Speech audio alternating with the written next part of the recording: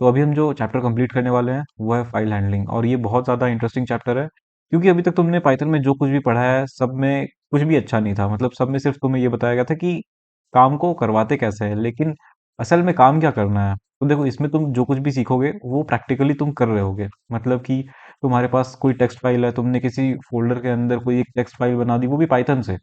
फिर तुम उसको रीड कर रहे हो, वो भी पाइथन से रीड कर रहे हो। तुम्हें अगर उसमें कुछ ऐड करना है टेक्स्ट फाइल के अंदर, वो भी तुम पाइथन से कर सकते हो। तुमने उसमें कुछ एडिट करना है या पाइथन को उस फाइल को डिलीट करनी है, या फिर चलो टेक्स्ट फाइल ही क्यों, सीएसवी फाइल्स। सीएसवी फाइल्स क्या होती है? सीएसवी यानी कॉमा सेपरेटेड वैल्यूज। तो सीएसवी फाइल्स जो होती है वो एक्सेल फाइल से काफी ज्यादा मिलती जुलती है, बस उसका उनका एक्सटेंशन थोड़ा डिफरेंट होता है और उनमें एनकोडिंग थोड़ी सी डिफरेंट होती है। लेकिन ये काफ़ी ज़्यादा मिलती-जुलती है, और ये तुम एमएस एक्सेल से ही ये फाइल्स खुलती हैं, तो इसमें भी तुम चेंजेस कर पाओगे। जो कुछ भी इसे खोलना है, एडिट करना है, रीड राइट करना है, ठीक है, वो सब कर पाओगे। यहाँ पर फ़ोल्डर्स के थ्रू तुम नेविगेट कर पाओगे। तो यहाँ पर काफ़ी चीज़ तुम सीखने वाले हो। और ये सारी चीज़ें तुम अपने कंप्यूटर पे तो प्रैक्टिकल कर लोगे, लेकिन शायद तुम जब अपने फ़ोन में इसका प्रैक्टिकल कर रहे होगे हाइड्रॉइड के थ्रू, तो तुम्हें परेशानी आए। तो उसके लिए मैंने ऑलरेडी एक वीडियो बनाई हुई है, शायद 2 साल पहले। उसमें मैंने तुम्हें फ़ोन में सब कुछ करके बताया था कि तुम बाइनरी फाइल्स हो गए, चाहे सीएसवी फाइल्स हो गई या फिर टेक्स्ट फाइल्स हो गए, उनके लिए या फाइल्स बनाना, फ़ोल्डर्स बनाना, सब कुछ पाइथन से तुम कैसे कर सकते हो। तो थोड़ा-सा डिफरेंट होता है, बस वो तुम देख लेना उस वीडियो में, अगर तुम्हें फ़ोन में करना है तो। और अगर फ़ोन में नहीं करना है ये सब, तो कोई प्रॉब्लम की बात है नहीं। तुम डायरेक्ट यहाँ से सीख लो, तुम अपने कंप्यूटर पे करो, लैपटॉप पे करो, काफ़ी है। और इस चैप्टर को शुरू करने से पहले मैं तुम्हें स्ट्रिक्टली बोलूंगा, तुम इससे पहले एब्सोल्यूट पाथ और रिलेटिव पाथ क्या होता है इसके ऊपर मैंने एक वीडियो बनाई है, वो तुम देख कर ही आओ। और ये मैं स्ट्रिक्टली बोल रहा हूँ, तुम्हें वो स्किप नहीं करना है। और बिना उसके तुम आगे की चीजें यहाँ पर जो भी मैं समझाऊंगा वो समझने में काफी प्रॉब्लम होगी तुम्हें। इसलिए मैं तुम्हें अभी बोल रहा हूँ कि तुम वो पहले वीडियो देख कर आओ। और वो मैं अपने व्यूज बढ़ाने के लिए नहीं बोल रहा, तुम्हें खुद ही समझ में नहीं आएगा अगर तुम यहाँ पर वीडियोस अगर वीडियो को आगे देखो। काफी छोटी वीडियो है, बस उस वीडियो को एक बार देखकर आ जाओ, तुम्हें काफी क्रिस्टल क्लियर हो जाने वाली है चीजें। तो वो एब्सोल्यूट पाथ और रिलेटिव पाथ वाली वीडियो की जो लिंक है वो मैं डिस्क्रिप्शन में डाल दूंगा। उस वीडियो को जरूर से जरूर देखकर आओ, उसके बाद ही इस वीडियो पे जंप करो, ठीक है। अब उसके बाद एक और इम्पोर्टेंट बात ये है कि वीडियो को देखते देखते नोट जरूर बनाना। और सबसे अच्छी बात ये होगी कि तुम वीडियो को देखते देखते प्रैक्टिकल कर पाओ, ठीक है। अगर तुम वीडियो को देखते देखते ही प्रैक्टिकल कर रहे हो तो ये सबसे अच्छी बात होगी, इससे अच्छी बात कोई हो ही नहीं सकती, ठीक है। तो चलो, नोट्स भी बनाओ, प्रैक्टिकल बनाओ, प्रैक्टिकल करो, और अब वीडियो देखना शुरू करो, ठीक है। तो अब शुरू करते हैं। सबसे पहले इंट्रोडक्शन, मैंने तुम्हें काफ़ी इंट्रोडक्शन दे दिया है कि इस चैप्टर में क्या पढ़ने वाले हैं, तो और ज़रूरत नहीं है।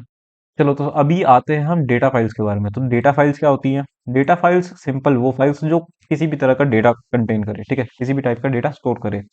तो इसमें कौन कौन से आते हैं? पहले तो टेक्स्ट फाइल्स आती हैं, ठीक है।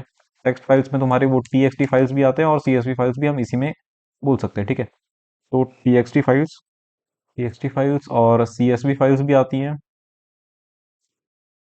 और एक और चीज होता है जिसे हम कहते हैं tab separated values, TSV files, लेकिन वो तुम्हारे सिलेबस में नहीं है, इसलिए वो तुम्हें पढ़ना भी नहीं है।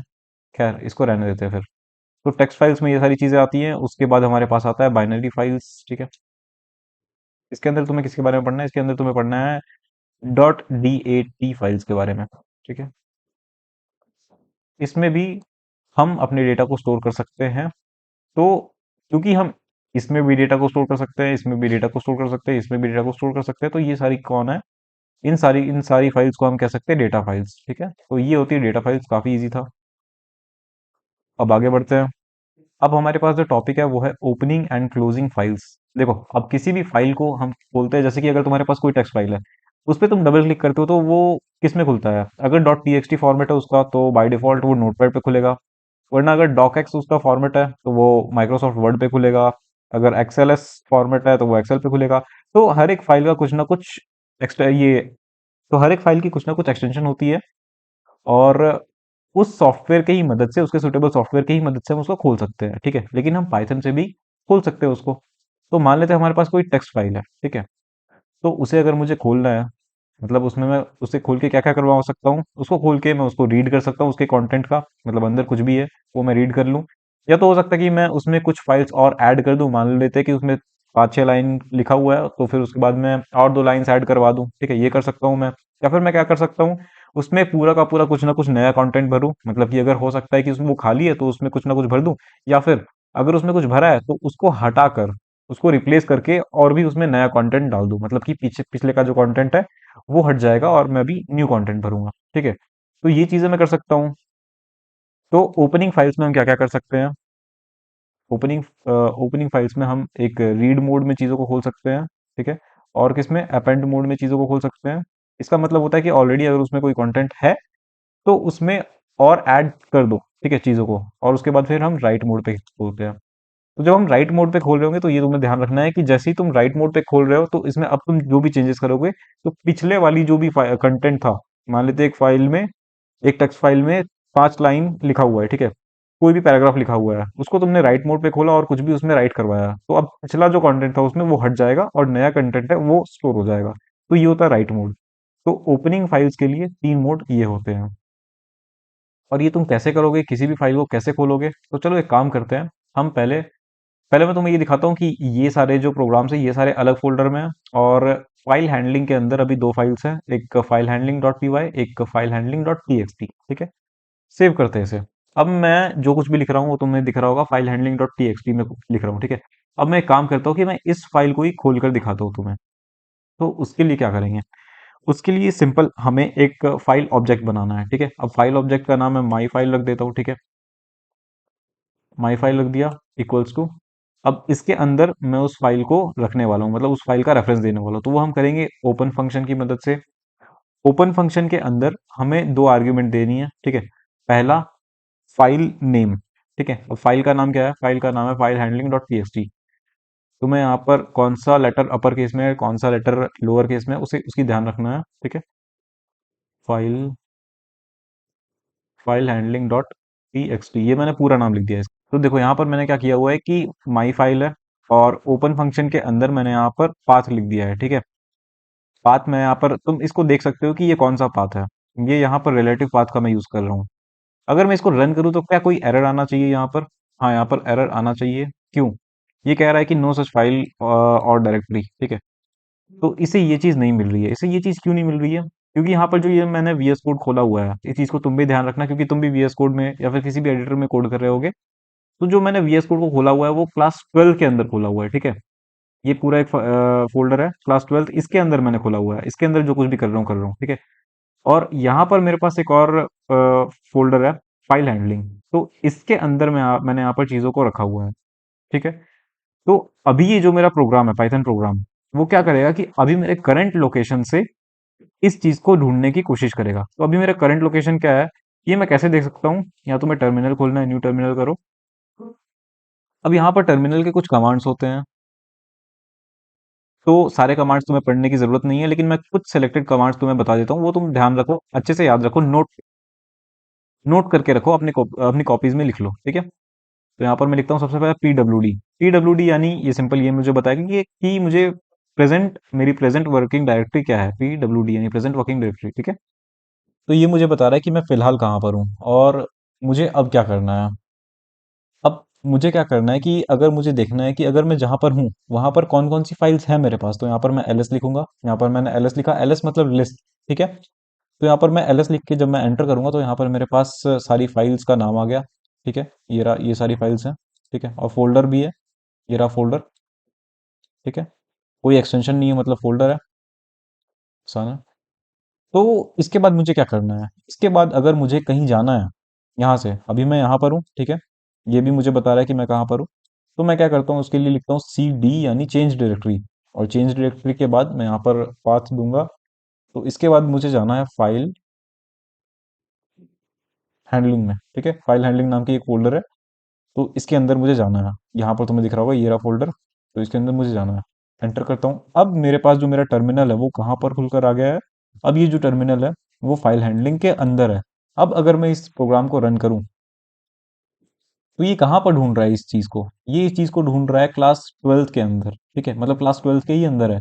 अभी भी मैंने इसे कहा था कि सी डी यानी चेंज डायरेक्टरी, और कहाँ पर आ जाओ, फाइल हैंडलिंग पे। ठीक है, एंटर करूं तो ये फाइल हैंडलिंग पे आ गया है। अगर मैं इसको भी यहाँ पर से रन करूं तो अभी तुम देखो कि यहाँ पर कोई एरर नहीं आया है। ठीक है, इसको मुझे नीचे जाना पड़ रहा है क्योंकि अभी भी मैं टर्मिनल पे उसको लेकर आया था वहां पर, है ना। तो तुम एक काम कर सकते हो इसको सही करने के लिए। मैं तो पहले यहाँ पर से यहाँ पर मेरी डायरेक्टरी अभी यहाँ पर है, यहाँ पर मैं आ चुका हूँ। तो तुम एक काम कर सकते हो, तुम्हें अगर इतना कुछ नहीं करना तो तुम डायरेक्ट अपने वीएस कोड को इस फोल्डर के अंदर ही खोलो। ठीक है, तो ये तुम कैसे कर सकते हो, या तो अगर तुमने सही से इंस्टॉल किया होगा अपने वीएस कोड को, जिस तरह से मैंने बताया था उस तरह से ही तुमने इंस्टॉल किया होगा, तो तुम अपने फोल्डर के अंदर आ जाओ और यहाँ पर राइट क्लिक करो, और यहाँ पर शो मोर ऑप्शंस के अंदर ओपन विद कोड है, इसको क्लिक करो। यहाँ से तुम्हारा जो वीएस कोड है वो यहीं पर खुलेगा। देखो यहाँ पर तुम्हारा फाइल हैंडलिंग है, फाइल हैंडलिंग के अंदर जो भी चीज़ें थी वो खुलेगा। या फिर तुम क्या कर सकते हो, अगर तुमने उस तरह से इंस्टॉल नहीं किया तो चलो ठीक है, कोई बात नहीं, यहाँ पर फाइल पे जाओ और ओपन फोल्डर पे जाओ और उस फोल्डर को ओपन कर लो, फाइल हैंडलिंग सेलेक्ट फोल्डर। ठीक है, ये ओपन हो चुका है। ठीक है, अब अगर मैं यहाँ पर इस फाइल को खोलता हूँ और यहाँ पर से मैं इसको रन करने की कोशिश करता हूँ, जैसे मैंने इसको रन किया तो कोई एरर नहीं आया है। ठीक है, और यहाँ पर नीचे मैं सक्सेस भी लिख देता हूँ, यानी कि यहाँ तक हमारा कंट्रोल पहुँच चुका है। सक्सेस, कंट्रोल एस सेव, यहाँ से मैं रन करूंगा, चलो ठीक है, सक्सेस हो गया। तो इस तरह से हमारा जो प्रोग्राम है वो काम करता है जब भी हम किसी भी फाइल को खोलते हैं। ठीक है, लेकिन अभी तुमने ध्यान दिया होगा कि जब मैंने तुम्हें क्या बताया था, मैंने तुम्हें बताया था कि हमारे पास जो भी मोड्स होते हैं, मोड्स यानी जब भी हम ओपन कर रहे हो फाइल्स को तो हमारे पास तीन मोड्स होते हैं, read mode, depend mode, write mode. ठीक है, तो ये तीन मोड्स होते हैं हमारे पास। तो यहाँ पर मैंने कोई मोड तो दिया ही नहीं कि किसे इसे किस मोड पे खोलना है। तो ये ऑप्शनल होता है, मतलब अगर तुम कोई मोड नहीं देते हो इसे कि किस मोड पे खोलना है तुम्हें इसे, तो वो बाय डिफॉल्ट क्या चूज करता है, वो by default read mode choose करता है। ठीक है, यानी कि अगर कॉमा दूं मैं तो रीड मोड को हम क्या लिखते हैं, आर लिखते हैं।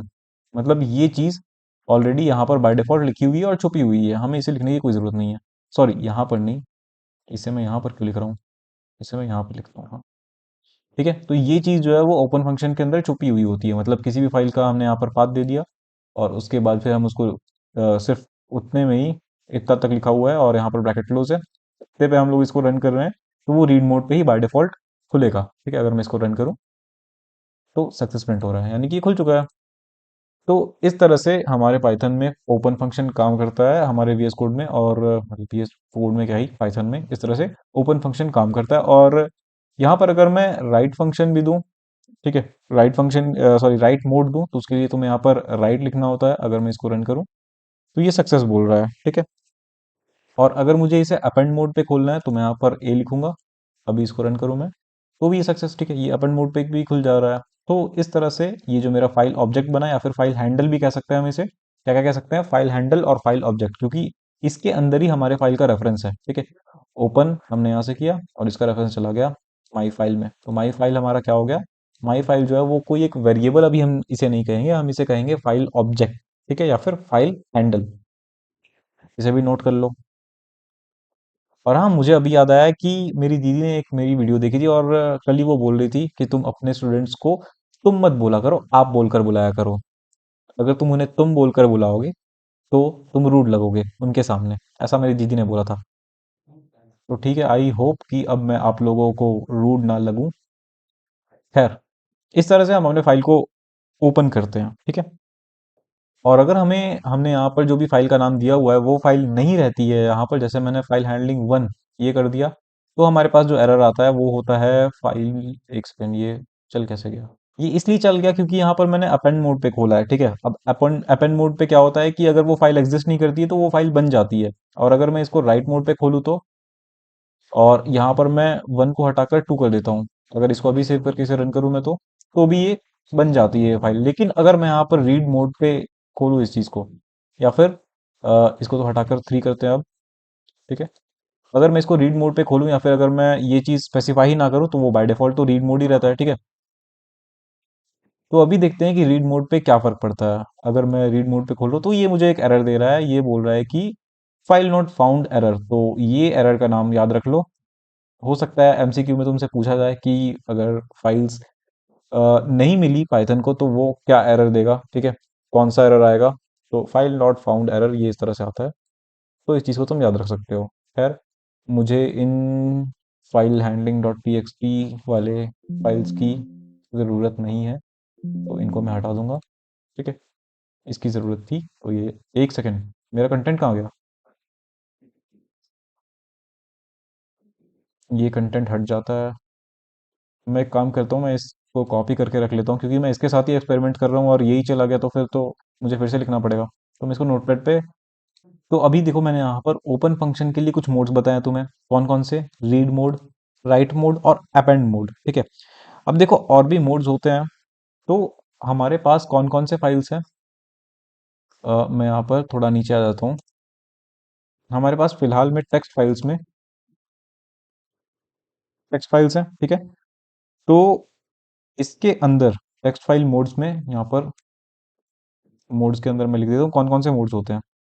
Read mode, write mode, append mode, R plus mode और डब्ल्यू प्लस मोड और ए प्लस मोड, ठीक है, ये होता है। अब इसके बाद हमारे पास बाइनरी फाइल्स के लिए भी हैं कुछ चीज़ें। बाइनरी फाइल्स के लिए भी हमारे पास जो मोड्स हैं वो मैं लिख देता हूँ नीचे।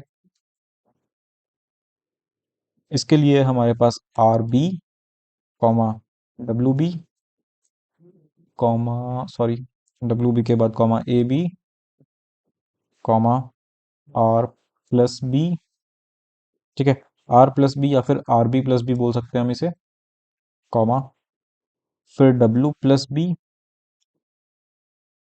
Comma W B plus, comma A plus B, comma A B plus, ठीक है।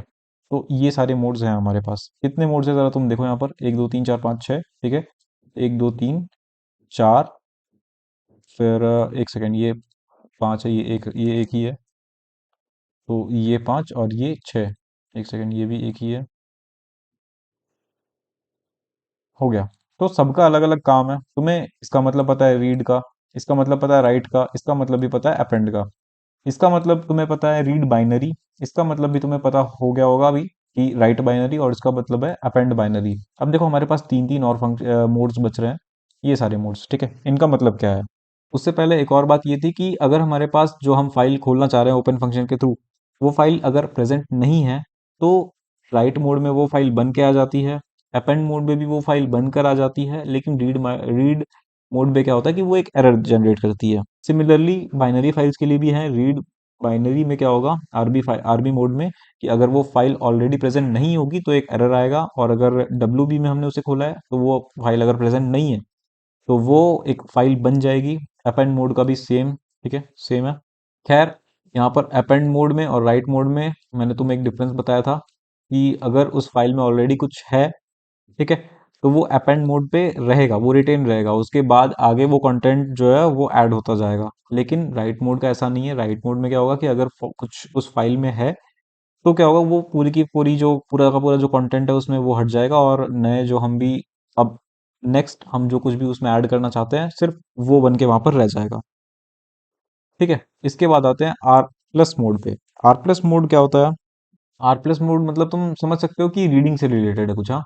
रीडिंग से रिलेटेड इसलिए इसलिए और यहाँ पर भी ये आर प्लस रीडिंग से रिलेटेड इसलिए है क्योंकि इसका मतलब ये है ना कि अगर वो फाइल जो है वो प्रेजेंट नहीं हुई तो एरर आना चाहिए। इसलिए यहाँ पर आर का मतलब तो तुम जब भी यही समझ जाओ कि अगर वो फाइल नहीं है तो एरर आएगा। इसका मतलब भी तुम यही समझो कि अगर वो फाइल नहीं है तो एरर आएगा। इसका मतलब भी तुम यही समझो कि अगर वो फाइल नहीं है तो एरर आएगा। इसका मतलब भी तुम यही समझो कि वो फाइल नहीं है तो एरर आएगा। बाकी में एरर नहीं आएगा। बाकी में क्या होगा कि वो फाइल जनरेट हो जाएगी। तो आर प्लस मोड में क्या होगा कि आर प्लस है मतलब कि तुम उसको रीड भी कर सकते हो, राइट भी कर सकते हो, ठीक है। अगर तुम उसे रीड भी कर सकते हो और राइट भी कर सकते हो, मतलब ठीक है, अपेंड भी कर सकते हो। यहाँ पर राइट बोलने का कोई सेंस नहीं है क्योंकि अगर वो फाइल नहीं बनता है, ठीक है, अगर वो फाइल ऑलरेडी नहीं है तो एरर आएगा। इसका मतलब है कि तुम यहाँ पर अपेंड कर सकते हो, मतलब कुछ डेटा ऐड कर सकते हो, या फिर कोई भी डेटा रीड भी कर सकते हो। मतलब एक ही ओपन फंक्शन से तुम दोनों काम करवा पाओगे एक ही फाइल ऑब्जेक्ट के थ्रू, ठीक है। तो ये था आर प्लस। ये आर प्लस भी वही है, मतलब यहाँ पर भी देखो चीजें सेम है, बस यहाँ पर बी लगा हुआ है, ठीक है। यहाँ पर ए बी प्लस, ठीक है, यही है। तो उसके बाद क्या है, डब्ल्यू प्लस। डब्ल्यू प्लस का मतलब ये है कि इसमें भी तुम रीड भी कर पाओगे, राइट भी कर पाओगे, लेकिन अगर वो फाइल प्रेजेंट नहीं है तो एरर आ जाएगा, ठीक है। सेम काम यहाँ पर भी, डब्ल्यू प्लस बी में भी वो फाइल तुम रीड कर पाओगे और राइट भी कर पाओगे, लेकिन अगर वो फाइल नहीं है तो वो फाइल बन के आ जाएगी। तो यहाँ पर तुम्हें डब्ल्यू प्लस दिख रहा होगा, यहाँ पर भी डब्ल्यू प्लस दिख रहा होगा, ठीक है। यहाँ पर बी लगा हुआ है हर चीज़ में, सारे मोड में, बस यही डिफरेंस है। तो यहाँ पर भी तुम्हें डब्ल्यू प्लस, सॉरी, यहाँ पर तुम्हें डब्ल्यू प्लस दिख रहा होगा और यहाँ पर भी तुम्हें डब्ल्यू प्लस दिख रहा होगा। इसका मतलब यही है कि वो उस फाइल को हम रीड भी कर सकते हैं, राइट भी कर सकते हैं, लेकिन अगर वो फाइल प्रेजेंट नहीं होगी तो वो फाइल बन के आ जाएगी हमारे पास, और उसके बाद जो कुछ भी काम है वो हम कर सकते हैं। तो ये डब्ल्यू प्लस का था। तो यहाँ पर ए प्लस मोड का मतलब ये है कि हम अपने फाइल को रीड भी कर सकेंगे, राइट भी कर सकेंगे, ठीक है। और यहाँ पर क्या होगा कि पुराना जो डेटा होगा वो मेरा सेफ होगा, उसके बाद अभी जो डेटा हम ऐड करना चाहेंगे वो ऐड हो जाएगा, ठीक है।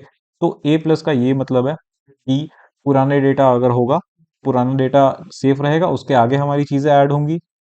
और अगर वो फाइल ही प्रेजेंट नहीं है तो वो फाइल एंड ये नई नई फाइल बन के आ जाएगी, और हम रीड और राइट भी कर पाएंगे इस मोड पे। तो अब तुम्हें पता चल गया होगा कि हमें सबसे ज्यादा कंट्रोल किस मोड पे मिलता है। हमें सबसे ज्यादा कंट्रोल मिलता है ए प्लस मोड पे, ठीक है। यहाँ तुम्हें दिख रहा होगा ए बी प्लस, ठीक है। बाइनरी, अगर वो बाइनरी फाइल्स है तो ए बी प्लस मोड, और टेक्स्ट फाइल है तो ए प्लस मोड। ये बहुत ज्यादा अच्छा तरीका है। लेकिन खैर, हमें, हमारे पास जब ये तरीका है तो हम बाकी मोड्स का यूज क्यों करते हैं? अब तुम्हारे मन में ये क्वेश्चन आ रहा होगा, ठीक है। तो इसका आंसर ये है कि सिक्योरिटी रीजंस की वजह से। अब तुम अपने पाइथन प्रोग्राम को कुछ ना कुछ अपने पाइथन से करवा रहे हो, तो उसमें उसको, हर फाइल को किसी एक मोड से खोलोगे, ठीक है। तो तुम नहीं चाहते कि वहां पर अगर वो किसी फाइल को खोल रहा है तो उस फाइल में कुछ और ऐड करे, तो वो तुम उसे सिर्फ रीड मोड पे ही खोलोगे, ठीक है। तो यहाँ पर सिक्योरिटी रीजंस होते हैं। धीरे धीरे तुम जब प्रोग्रामिंग में आगे बढ़ोगे तो तुम्हें और अच्छे से चीजें समझ में आएंगी। अभी तुम जब ऊप्स पढ़ोगे तब भी तुम्हें सिक्योरिटी का कॉन्सेप्ट और अच्छे से समझ में आएगा, ठीक है, किस तरह से चीजों को हाइड करते हैं। तो ये था text modes, sorry text modes नहीं, ओपनिंग मोड्स। इस तरह से हम, इस तरह से चीज़ों को ओपन कर सकते हैं। अब देखो, जब भी तुम अपने किसी प्रोग्राम में भी किसी भी फाइल को खोल रहे हो किसी एक फाइल हैंडल के थ्रू, तो तुम्हें ध्यान रखना है कि उस फाइल हैंडल, या फिर कह सकते हो उस फाइल ऑब्जेक्ट को तुम्हें क्लोज भी करना है अपने प्रोग्राम के एंड में, ठीक है। फाइल फाइल हैंडल का नाम दो, डॉट क्लोज कर दो, ठीक है। और ये एक फंक्शन है, तो ये फंक्शन के पैरेंथेसिस मैंने दे दिए। तो इस तरह से यहाँ पर ये अब क्या कह रहा है कि यहाँ पर फाइल हैंडलिंग थ्री यहाँ पर प्रेजेंट नहीं है, तो ऑब्वियस सी बात है यहाँ पर थ्री नहीं है, क्योंकि हमने इसे रीड मोड पे लिखा हुआ है। अगर इसको रन करें तो ठीक है, सक्सेस हो गया।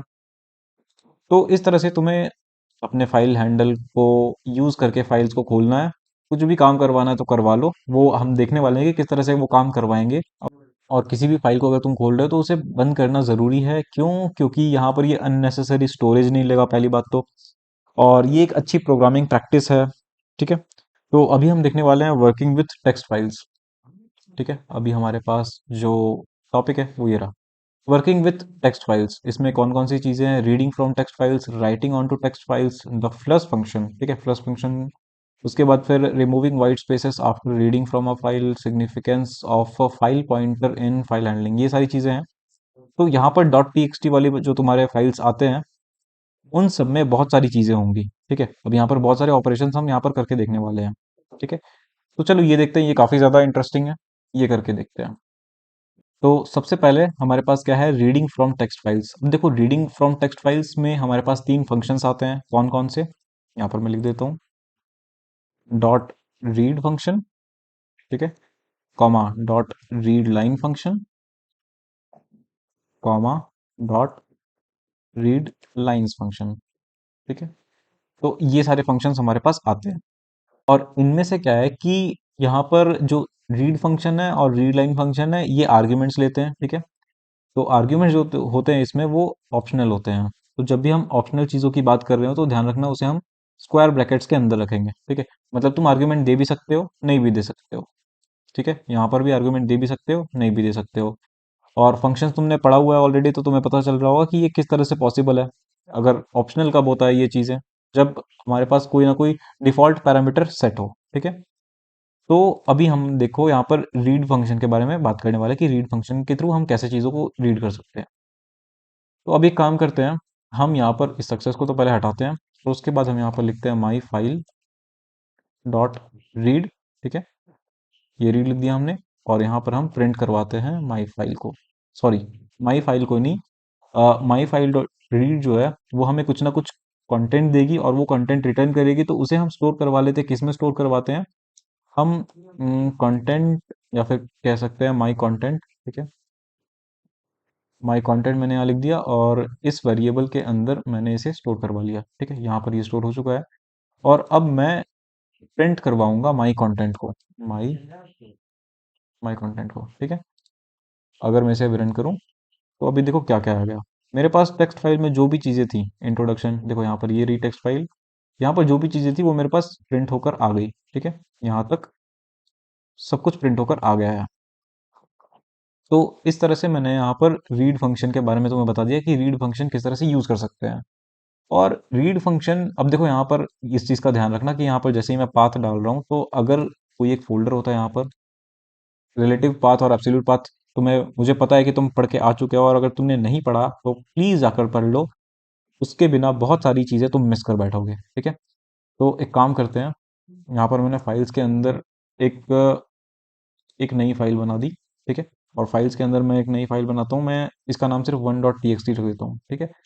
वन डॉट सॉरी, ये फोल्डर नहीं बनाना मुझे, मुझे एक टेक्स्ट फाइल बनाना है, one dot T X T, ठीक है। ये फाइल मैंने रख दिया। अब इसके अंदर मैं कुछ लाइन स्टोर कर देता हूँ। हेलो, आई एम राजनाथ, ठीक है। ये मैंने कर दिया। और ये करने के बाद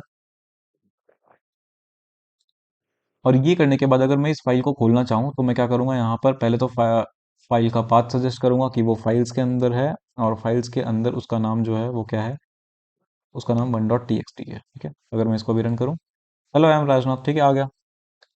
तो अब से मैं क्या करूँगा कि इस फाइल को ही रीड करूँगा, one dot T X T को ही रीड करवाऊंगा, क्योंकि मुझे इतना बड़ा टेक्स्ट रीड नहीं करवाना, ठीक है।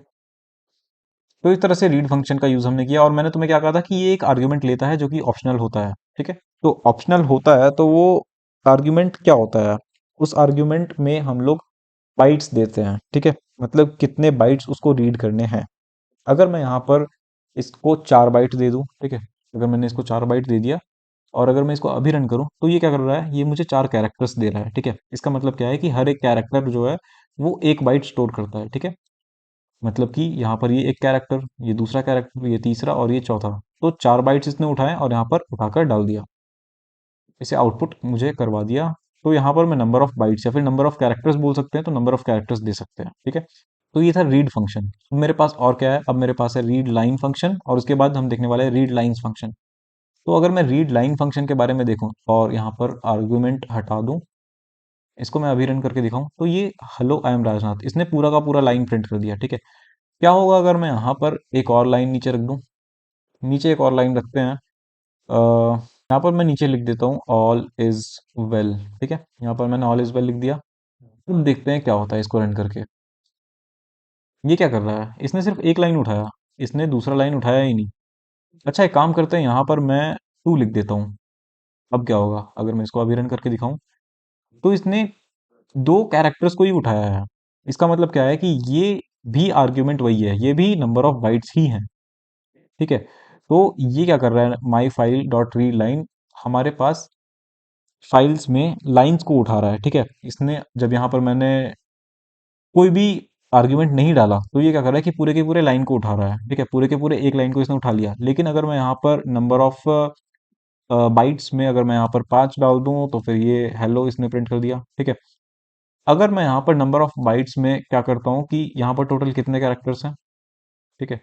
ये यहाँ पर मुझे दिख रहा है कि कॉलम मुझे बताया जा रहा है कि 20 है, ठीक है, लाइन 1, और यहाँ पर ये कॉलम 20, यानी कि 20th नंबर के बाद अगर मैं यहाँ पर 25 डालता हूँ, ठीक है, यहाँ पर मैं 5 की जगह 25 डालता हूँ, तो क्या ये नीचे वाली लाइन को उठाएगा। अगर मैं इसको रन करूँ तो देखो ये नीचे वाली लाइन को नहीं उठा रहा है। मतलब ये रीड लाइन क्या कर रहा है कि सिर्फ एक लाइन के लिए काम कर रहा है, और उसमें से मुझे इतने बाइट्स उठाकर दे रहा है, ठीक है। और अगर एक्सीड कर रही हैं कैरेक्टर्स तो उसको नहीं उठा रहा है, मतलब कुछ नहीं, अभी तक जितनी मिली है उनको उठाकर मुझे दे रहा है। अब मैं एक काम करता हूँ कि मैं इस चीज को एक बार दोबारा लिख देता हूँ, ठीक है। इस बार देखते हैं क्या होता है। इस बार ये क्या हो रहा है, ऑल इज वेल प्रिंट कर रहा है, ठीक है। तो ऐसा क्यों हो रहा है, ऐसा इसलिए प्रिंट हो रहा है कि सबसे पहले जो जब रीड लाइन फंक्शन चलता है तो वो उठाता है पहला लाइन, ठीक है। फिर दूसरी बार जब रीड लाइन फंक्शन चलता है तब वो उठाता है दूसरा लाइन, ठीक है। तो इस तरह से वो लाइन बाय लाइन एक एक करके उठाता रहता है। मतलब हमने अगर 5 बार रीड लाइन फंक्शन लिखा है अपने प्रोग्राम में, तो वो पहली बार में सिर्फ पहला लाइन उठाएगा, दूसरी बार में सिर्फ दूसरा लाइन उठाएगा, तीसरी बार में तीसरा लाइन, चौथे बार में चौथा, पांचवें बार में पांचवा। इस तरह से ये रीड लाइन फंक्शन चलता है। तो ये था, ठीक है। अब रीडलाइन फंक्शन हटाते हैं, और अभी हमारे पास है रीडलाइंस फंक्शन। और रीडलाइंस फंक्शन, जैसा कि मैंने तुम्हें बताया था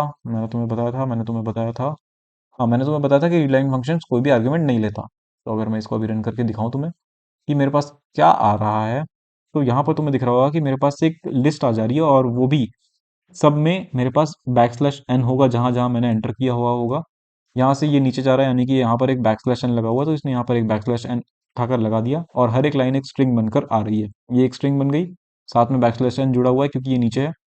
उसके बाद यहाँ पर ये एक और लाइन आ गई, और इसके बाद ये यहाँ से मैं नीचे नहीं जा रहा हूँ, तो यहाँ पर बैक स्लैश एन नहीं आई। तो मैं एक काम करता हूँ कि यहाँ से भी एक एंटर की प्रेस करता हूँ और इसे सेव कर देता हूँ। अगर मैं अभी अपने पाइथन फाइल को रन करूंगा, तो तुम्हें दिख रहा होगा कि यहाँ पर भी एक बैक स्लैश एन आ चुका है। तो इस तरह से रीलाइन फंक्शंस काम करता है। अभी हमारे पास है रीड वाला फंक्शन, तो हमने reading from a text file तो हमने खत्म कर लिया। इसके बाद हम ये देखते हैं कि हम अपने टेक्स्ट फाइल्स में राइट कैसे करा सकते हैं। इंफॉर्मेशन अगर मुझे स्टोर करवा कर रखनी है और उसे एक टेक्स्ट फाइल में स्टोर करवाना है, तो वो मैं कैसे करवाऊंगा। तो सबसे पहले तो मोड को हटाते हैं यहाँ से, राइट मोड। ठीक है, ये मैंने राइट मोड कर लिया। अब इसके बाद राइट मोड में हमारे पास कौन कौन से फंक्शंस होते हैं। राइट मोड में हमारे पास दो फंक्शंस होते हैं। सबसे पहला डॉट राइट, ठीक है, डॉट राइट और डॉट राइट लाइंस। तो डॉट राइट, और इसके अंदर हम अपना कुछ भी होगा, ठीक है। इसके अंदर इसको तो पहले छोड़ते हैं कि अंदर क्या डालते हैं।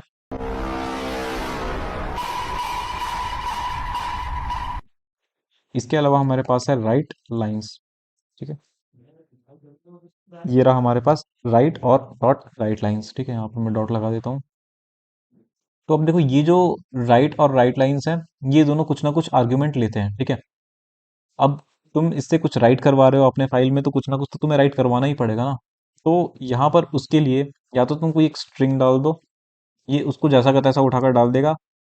या फिर अगर तुम राइट लाइंस फंक्शन का यूज कर रहे हो, तो एक लिस्ट डाल दो और उसके अंदर कुछ ना कुछ स्ट्रिंग्स रखो, ठीक है। ठीक है, और ये मैं लिस्ट ऑप्शनल के लिए नहीं बोल रहा। ये मतलब ये जो ब्रैकेट्स लगे, ये ऑप्शनल नहीं है, इस बार ध्यान रखना कि ये एक लिस्ट है। तो राइट लाइंस फंक्शन जो है वो आर्ग्यूमेंट में एक लिस्ट लेती है जिसके अंदर बहुत सारे स्ट्रिंग्स रहेंगे। और उसके बाद डॉट राइट फंक्शन है, वो एक स्ट्रिंग लेती है। तो एक काम करता है, भी डॉट राइट फंक्शन को यूज करके देखते हैं। यहाँ पर मैं क्या करता हूँ, इसको हटाकर राइट कर देता हूँ, ठीक है। और फाइल यहाँ पर 1.txt को हटाकर 2.txt में कर देता हूँ, ताकि मुझे ये फाइल बनकर मिल जाए, ठीक है। ऑलरेडी यहाँ पर बनी हुई नहीं है, वो फाइल मुझे बनकर मिल जाए, और उसके अंदर क्या राइट हो, उसके अंदर राइट हो क्या, उसके अंदर मैं क्या राइट करवाऊँ, उसके अंदर मैं ये सेम टेक्स्ट राइट करवा देता हूँ, ठीक है। इस चीज़ को हटाते हैं, इस चीज़ को मैं राइट करवा देता हूँ, ठीक है। और ये नीचे आ गया, इसको ऊपर करते हैं। और मुझे इसे नीचे जाने के लिए, इसको नीचे ले जाने के लिए एक एंटर की यहाँ पर दबानी होगी। तो एंटर की के लिए हम यहाँ पर बैक स्लैश एन रखेंगे, ताकि यहाँ पर यहाँ तक स्टोर हो, राइट हो, और उसके बाद एक नीचे वाली लाइन में यहाँ से लिखवाना वो चालू कर सके, ठीक है। तो ये चीज़ मैं लिखवाना चाह रहा हूँ। अब मैं यहाँ पर प्रिंट करवाने की मुझे कोई ज़रूरत नहीं है, क्योंकि मुझे यहाँ पर इससे रिटर्न लेके कुछ भी दिखाना नहीं है। मुझे बस ये रिटर्न करवा कर, सॉरी, मुझे ये रिटर्न नहीं करवाना, मुझे ये काम करवाना है इससे, ठीक है। तो file handle dot right function का यूज़ करके मैंने ये चीज़ करवा लिया, और इसे मुझे प्रिंट तो करवाना नहीं है, मुझे बस स्टोर करवाना है इस फाइल में चीज़ों को। जैसे ही मैं यहाँ पर रन करूंगा, तो तुम यहाँ पर देख सकते हो 2.txt है वो बनकर आ चुका है, और यहाँ पर वो लाइन जो है वो बन के आ चुकी है, लिखी हुई आ चुकी है। अब है हमारे पास राइट लाइंस। तो अगर मैं यहाँ पर राइट लाइंस लिखूं, ठीक है, तो इसके अंदर ये क्या लेता है, ये किसी एक लिस्ट को आर्ग्यूमेंट लेता है, ठीक है। और लिस्ट में यहाँ से यहाँ तक, सॉरी यहाँ तक नहीं, मुझे बैक स्लैश एन भी रखना होगा। यहाँ से यहाँ तक मैं हटाता हूँ, और यहाँ पर मैंने रख दिया। ये एक एलिमेंट बन गया लिस्ट का, और दूसरा एलिमेंट ये बन जाएगा, ठीक है। कंट्रोल एक्स कर देते हैं हम यहाँ से, हो गया।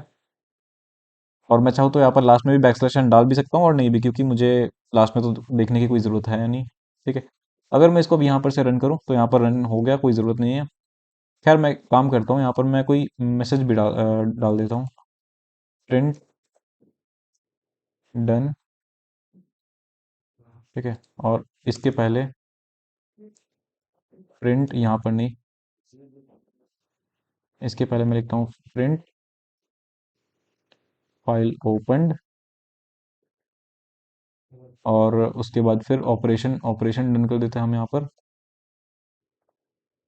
ऑपरेशन डन, उसके बाद फिर प्रिंट करवा देते हैं फाइल क्लोज, ठीक है, ताकि ये मैसेजेस मुझे मिलकर आते रहें, फाइल फाइल क्लोज्ड। ठीक है, अब मैं इसको जैसे ही रन करूंगा, फाइल ओपन हो गई, ऑपरेशन भी हो गया और फाइल क्लोज भी हो गई, ठीक है। अगर मैं इसको देखूं तो यहाँ पर तुम्हें दिख रहा होगा कि सब कुछ सारा काम अकॉर्डिंगली हो चुका है। तो अब हम क्या कर सकते हैं, अब हमने क्या क्या देख लिया, हमने यहाँ पर राइट लाइंस वाले फंक्शन को भी देख लिया और राइट फंक्शन को भी देख लिया। अब हमारे पास है फ्लश फंक्शन। इससे पहले हमने यहाँ पर रीड करने का देख लिया कि किस तरह से रीड कर सकते हैं, किस तरह से राइट करने का भी मैंने देख लिया कि राइट किस तरह से कर सकते हैं। अब तुम अपेंड भी किस तरह से कर सकते हो, देखो तुमने यहाँ पर किसी में फाइल में देखो, यहाँ पर 1.txt और 2.txt में दोनों में सेम टाइप ऑफ डेटा है, ठीक है। अब हम क्या करते हैं, अब हम एक काम करते हैं कि राइट फंक्शन का देख लेते हैं कि वो किस तरह से चीज़ों को ओवर राइट करता है। तो 2.txt को यहाँ पर क्लोज करते हैं और 1.txt को खोलते हैं राइट मोड पे, ठीक है। इस पे ऑलरेडी कुछ डेटा पड़ा हुआ है, तो हम इसको क्या करते हैं, फाइल ओपन और राइट लाइंस में हम क्या करते हैं कि कुछ नए लाइंस लिख देते हैं, ठीक है।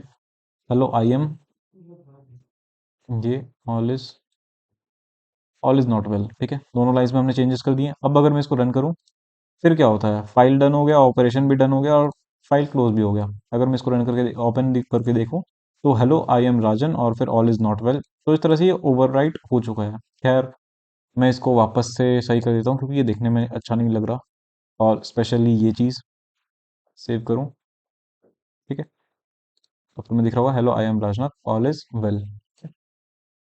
खैर, अभी तुम यहाँ पर अपने फाइल अपने फोल्डर में भी आकर देख रहे होगे कि यहाँ पर चीज़ें बन रही हैं, ठीक है। ये तो मैंने ऑलरेडी बनाया हुआ था, ये फाइल्स के अंदर 1.txt 2.txt है जो कि बनता जा रहा है।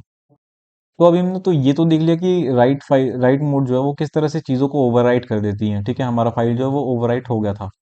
लेकिन अब मैं एक काम करता हूँ, इस चीज़ को अपेंड मोड पे खोलता हूँ, और अब अगर मैं इसको रन करूँ तो क्या होता है, इस बार भी ऑपरेशन हो गया।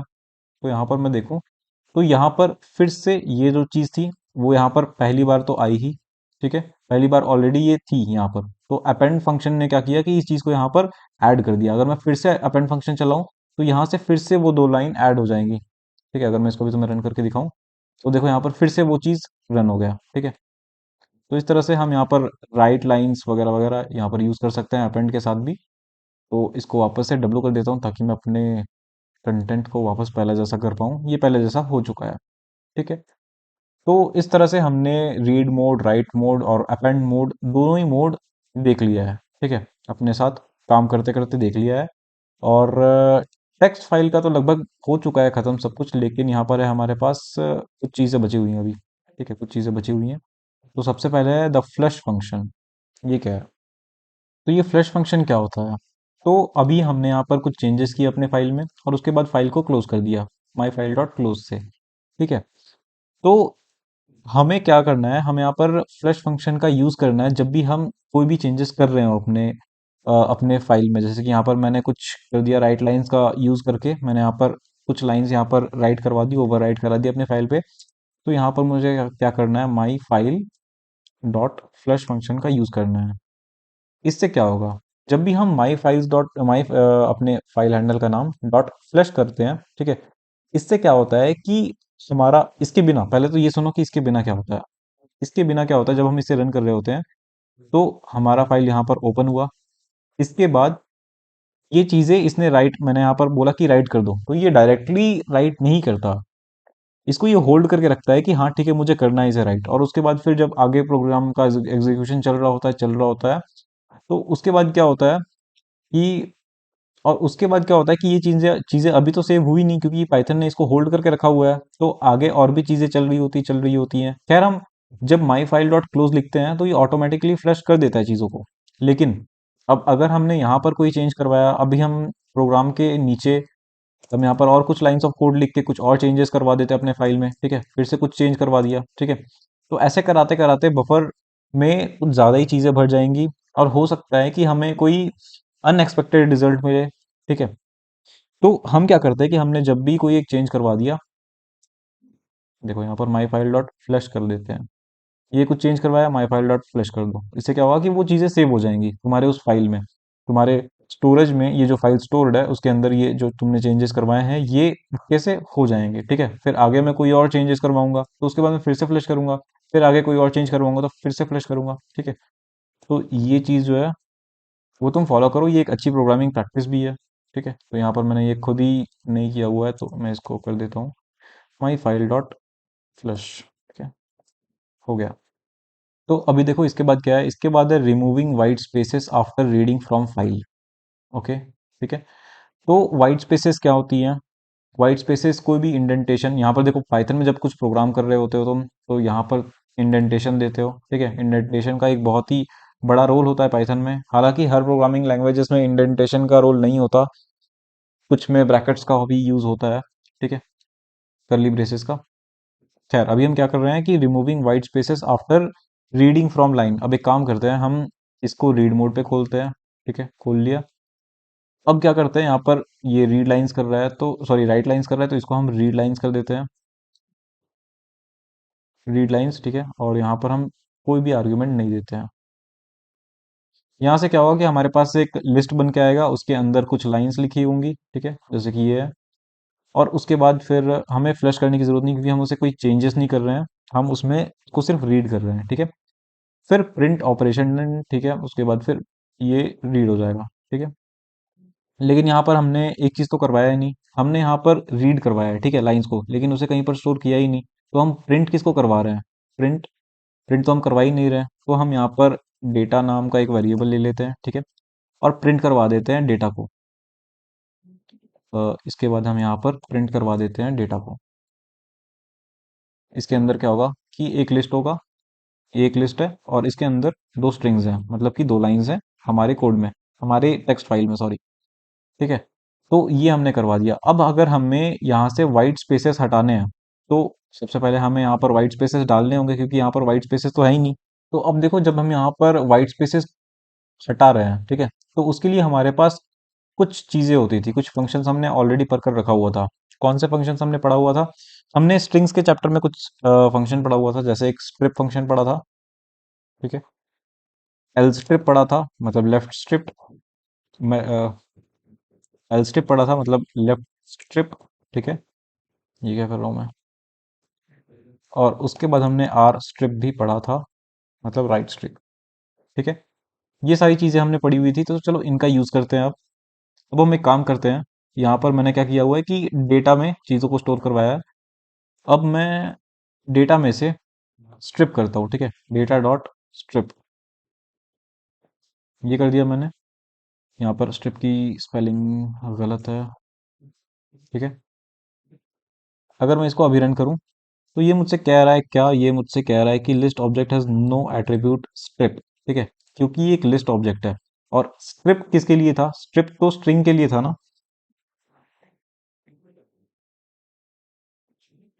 तो मैं एक काम करता हूँ कि देखो रीड लाइंस जो है वो क्या करती है, रीड लाइंस जो है वो एक लिस्ट प्रोवाइड कराती है, और रीड लाइन क्या करती है, रीड लाइन मुझे लाइन बाय लाइन चीज़ों को देती है। ठीक है, तो ये इसने सिर्फ एक स्ट्रिंग उठाया होगा पहला लाइन का। ठीक है, और वो उसको डेटा में असाइन करा दिया होगा। अब मैं क्या कर रहा हूँ, डेटा डॉट स्ट्रिप कर रहा हूँ, इसको अभी मैं रन करके देखता हूँ। तो क्या हुआ, इसमें मैंने डेटा को प्रिंट करवाया है, यहाँ पर ये डेटा जो है वो प्रिंट हो चुका है।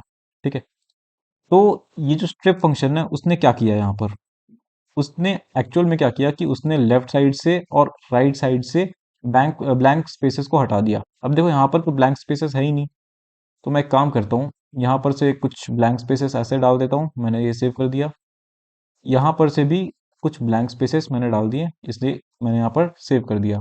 अगर मैं इसको अभी रन करूँ तो क्या हुआ, तो क्या इसने यहाँ पर से ब्लैंक स्पेस को हटाया? नहीं, यहाँ से तो इसने नहीं हटाया।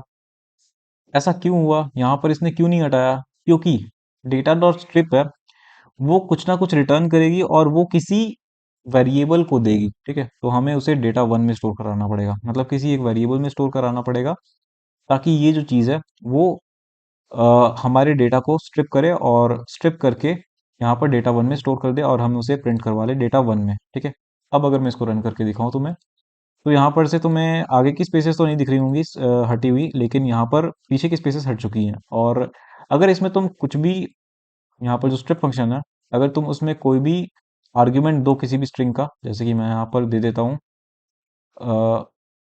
एच है, ठीक है, लास्ट में क्या है, एच है, तो मैं एक काम करता हूँ कि यहाँ पर स्ट्रिप को आर स्ट्रिप कर देता हूँ, या फिर मैं एक काम करता हूँ सिर्फ स्ट्रिप रखता हूँ और स्ट्रिप के बाद मैं यहाँ पर एच लिख देता हूँ। तो यहाँ पर अगर मैं स्ट्रिप फंक्शन के अंदर कोई कैरेक्टर दे दूँ, ठीक है, तो बाय डिफॉल्ट क्या होता है, यहाँ पर हमारे स्ट्रिंग में एक लाइन है, तो बाय डिफॉल्ट यहाँ पर क्या लगा हुआ है, यहाँ पर बैक स्लैश एन लगा हुआ है, ठीक है। तो अगर मैं यहाँ पर बैक स्लैश एन दे दूँ तो वो बैक स्लैश एन को ही हटाएगा, ठीक है। यहाँ पर वो बैक स्लैश एन को हटाने वाला है। अगर मैं इसको भी रन करके दिखाऊं तुम्हें, तो वो तुम्हें दिख नहीं रहा होगा कि ये बैक स्लैश एन इसने कैसे हटाया है, ठीक है। कोई बात नहीं, खैर अगर तुम यहाँ पर शुरू में देखो, तो यहाँ पर तुम्हें दिख रहा होगा कैपिटल एच है, चलो ठीक है, इसको हटा कर देखते हैं। यहाँ पर मैंने कैपिटल एच लगा दिया, इसको रन किया, अब देखो यहाँ पर तुम्हें एच हटा हुआ दिखेगा। मतलब क्या होता है कि ये जब स्ट्रिप है ना, वो क्या करता है कि दोनों एंड से, राइट एंड से भी और लेफ्ट एंड से भी, जो भी इसे एच मिलेगा, पहला एच इसको जहां पर भी मिलेगा, वो उसको हटा देगा वहां से। तो ये था स्ट्रिप फंक्शन, और उसी तरह से यहाँ पर एल स्ट्रिप भी होगा, ठीक है। एल स्ट्रिप में जैसे ही इसको एच मिलेगा लेफ्ट साइड में, ये हटा देगा तो सेम आउटपुट आया। आर स्ट्रिप इसको मिलेगा, ठीक है। अगर मैं इसको अभी रन करूं, तो यहाँ पर कोई चेंज नहीं आया, क्योंकि राइट साइड में क्या है कि कैपिटल एच तो है नहीं यहाँ पर, ठीक है ना। तो ये इस तरह से चीज़ों को रख रहा है। और यहाँ पर तुम्हें एक स्पेस दिख रहा होगा, मतलब यहाँ पर बैक स्लैश एन तुम्हें दिख रहा होगा यहाँ पर लगा हुआ, क्योंकि यहाँ पर एक एम्प्टी लाइन आ रही है, इसके पहले तो कुछ है नहीं, ठीक है ना। तो यहाँ पर एक एम्प्टी लाइन आ रही है, मतलब इससे पहले, ठीक है, यहाँ पर मतलब बैक स्लैश एन भी लगा हुआ है, ठीक है। और बैक स्लैश एन को अगर तुम्हें हटाना है, तो यहाँ पर सिर्फ बैक स्लैश एन डाल दो। ये मैंने डाल दिया। अगर मैं इसको अभी रन करूँ, तो यहाँ पर वो एम्प्टी लाइन नहीं आ रही है, तुम्हें दिख रहा होगा वो ब्लैक लाइन नहीं आ रही है, मतलब कि राइट साइड से इसने बैक स्लैश एन को हटा दिया है, ठीक है। तो इस तरह से तुम स्ट्रिप को या फिर आर स्ट्रिप को या फिर एल स्ट्रिप को यूज कर सकते हो, ठीक है। ये फंक्शंस होते हैं। ये था वाइट स्पेसेस किस तरह से हम हटा सकते हैं। अगर तुम यहाँ पर आर्ग्यूमेंट में कुछ नहीं डालते, तो क्या करता कि ये सिर्फ वाइट स्पेसेस को हटाता, और अगर आर्ग्यूमेंट में तुम कुछ डाल दो, बैक स्लैश एन या फिर कोई कैरेक्टर डाल दो, ये तो ये उस चीज को हटाएगा। जैसे कि यहाँ पर एच लिखा हुआ है, ठीक है, टी एच और बैक स्लैश एन है यहाँ पर साथ में एंड में लगा हुआ, तुम्हें दिख रहा होगा अगर तुमने पाइथन का चश्मा पहना होगा तो यहाँ पर मैं लिख देता हूँ टी एच और बैक स्लैश एन। अब तुम्हें क्या दिखेगा, यहाँ पर सिर्फ ए, R A J N A, चलो ठीक है, ये थोड़ा सही नहीं बन रहा, तो मैं काम करता हूँ एन ए भी लिख देता हूँ, एन ए, ठीक है। तब वो काट कर हटा देगा। तो जैसे ही इसने काट कर हटाया, हेलो आई एम राज इतना लिखकर आ गया, ठीक है। तो ये इस तरह से यहाँ पर तुम वाइट स्पेसेस या फिर किसी भी गिवन कैरेक्टर को इन आर्ग्यूमेंट्स में देकर हटा सकते हो, ठीक है। अब यहाँ पर टेक्स्ट फाइल के लिए तुम्हारे पास और भी एक चीज बच रही है, significance of file pointer in file handling. ये फाइल पॉइंटर क्या होता है? तो सबसे पहले तो हम ये जानते हैं कि पॉइंटर क्या होता है। अब देखो, पॉइंटर तुम्हें बहुत सारे लैंग्वेजेस में मिलेगा, ठीक है। अब तो वैसे तुम जो कुछ भी पढ़ रहे हो, तो वो मेजरली हर लैंग्वेज में तुम्हें उसका ऑल्टरनेटिव कुछ ना कुछ मिल जाएगा, लेकिन पॉइंटर क्या होता है? पॉइंटर एक बहुत ज्यादा इंपॉर्टेंट कॉन्सेप्ट है। पॉइंटर हम सिर्फ ये बोल सकते हैं, हम सीधा साधा ये बोल सकते हैं कि कोई कोई भी एक ऐसा वेरिएबल ले लो जो कि किसी दूसरे वेरिएबल के एड्रेस को स्टोर कर रही है, ठीक है। हमने मान लो यहाँ पर कोई भी एक वेरिएबल बनाया हुआ है, जैसे डेटा वेरिएबल बनाया हुआ है, तो डेटा का कोई ना कोई एड्रेस होगा। उस एड्रेस को अगर हम किसी एक वेरिएबल में स्टोर करवा दें, ठीक है, तो वो जो वेरिएबल होगा जो कि इस डेटा के एड्रेस को स्टोर कर रहा है, उस वेरिएबल को ही पॉइंटर कहते हैं, ठीक है। सिंपल सा कॉन्सेप्ट ये था। अब देखो, simple significance of file pointer in file handling ये क्या कहती है। तो देखो यहाँ पर क्या होगा, फाइल हैंडलिंग में इसका काम कैसे होगा, ठीक है। अब जैसे ही मैं यहाँ पर एक काम करता हूँ, मैं रीड लाइन को हटाकर रीड कर देता हूँ, ठीक है। और मैं रीड कर रहा हूँ यहाँ पर टू कर देता हूँ, ठीक है। और इस चीज़ को तो हटा ही देता हूँ, और मैं डेटा को प्रिंट करवाता हूँ।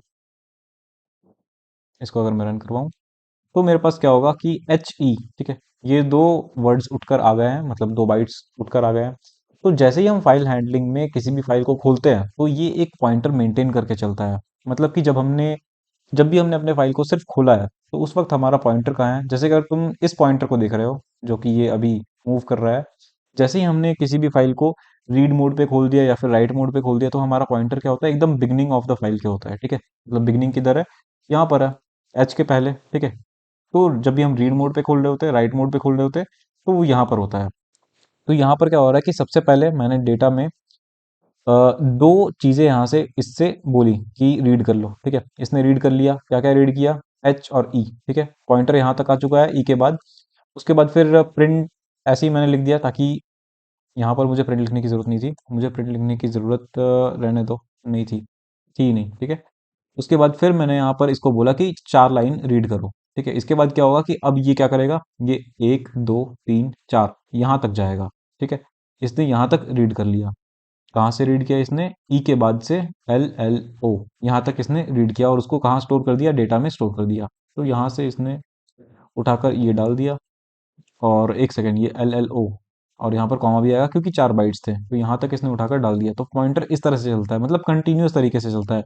पहली बार तुमने 2 बाइट डाला है, तो ये शुरू का HE उठाएगा। उसके बाद फिर से जब तुम रीड फंक्शन चला रहे हो, तो ऐसा नहीं है कि ये फिर से शुरू से 4 लेटर्स उठाएगा। ये क्या करेगा कि पॉइंटर सिस्टम यहाँ पर चलता है, मतलब कि ये ऑलरेडी यहाँ पर हमारा पॉइंटर यहाँ तक आ चुका है, ठीक है। कहाँ तक, यहाँ तक आ चुका है। तो उसके बाद जब हम इसके बाद जब 4 बाइट्स इसको रीड करने के लिए कहेंगे, तो वो यहाँ से 4 बाइट्स रीड करेगा, ठीक है। यहाँ से LLO, और फिर ये कॉमा यहाँ तक, ठीक है। तो इस तरह से ये पॉइंटर का काम होता है। और एक चीज़ और ध्यान रखना कि जब भी हम रीड मोड पे खोल रहे हो अपने फाइल को, तो वो पॉइंटर एकदम शुरू में होता है। राइट मोड पे भी एकदम शुरू में होता है, ठीक है, क्योंकि राइट मोड पे वो चीज़ों को ओवरराइट कर देता है, या फिर फाइल को ही नया क्रिएट कर देता है। अगर वो फाइल नहीं है तो वो शुरू में होता है, रीड मोड में भी, राइट मोड पे भी। और जब हम अपेंड मोड पे खोल रहे होते हैं, तो वो एकदम लास्ट में होता है, क्योंकि उसे आगे जाके चीज़ों को ऐड करना है, ठीक है। तो पॉइंटर हमेशा लास्ट में होता है जब हम अपेंड मोड पे चीज़ों को खोल रहे होते हैं। तो ये था significance of file pointer in file handling, ये भी काफी इंपॉर्टेंट था। चलो ठीक है, तो इस तरह से तुमने ये TXT फाइल से रिलेटेड जो भी काम था वो सारा का सारा देख लिया है। अब हमें यहाँ पर स्टैंडर्ड इनपुट आउटपुट और एरर स्ट्रीम्स के बारे में जानना है। उसके बाद हम बाइनरी फाइल्स के बारे में जानेंगे, उसके बाद हम CSV फाइल्स के बारे में जानेंगे। तो अभी हमारे पास जो टॉपिक है वो है standard input output and error streams, ठीक है। तो ये क्या होते हैं, अब देखो, जिस तरह से हम कुछ प्रिंट करवाते हैं स्क्रीन पे, किस तरह से कराते हैं, प्रिंट फंक्शन का यूज़ करके। कुछ इनपुट लेते हैं, किस तरह से लेते हैं, इनपुट फंक्शन का यूज़ करके। तो हमारे पास कुछ और चीज़ें भी हैं, जिसे हम स्टैंडर्ड इनपुट कहते हैं, इससे हम इनपुट लेते हैं। स्टैंडर्ड आउटपुट कहते हैं, जिसे हम स्टैंडर्ड आउटपुट दिखाते हैं। और फिर एरर स्ट्रीम्स भी होते हैं हमारे पास। तो उसके लिए मैंने एक प्रोग्राम उठाया हुआ है तुम्हारे बुक से ही, सुमिता अरोड़ा बुक से ही, और उसमें थोड़े से मॉडिफिकेशंस मैंने किए हुए हैं, ताकि तुम्हें सारा कुछ समझ में आ जाए, ठीक है। तो सबसे पहले हमारे पास एक मॉड्यूल आता है सिस। तुम्हें इस चीज़ को बहुत ज़्यादा डेप्थ में समझने की ज़रूरत नहीं है, शायद ये तुम्हारे सिलेबस में है या नहीं, मुझे नहीं पता, नहीं पता नहीं, लेकिन तुम एक काम करो, जितना मैं समझा रहा हूँ तो अच्छे से समझ जाओ, क्योंकि ज़्यादा है भी नहीं, बस 1 मिनट में ही खत्म हो जाएगा।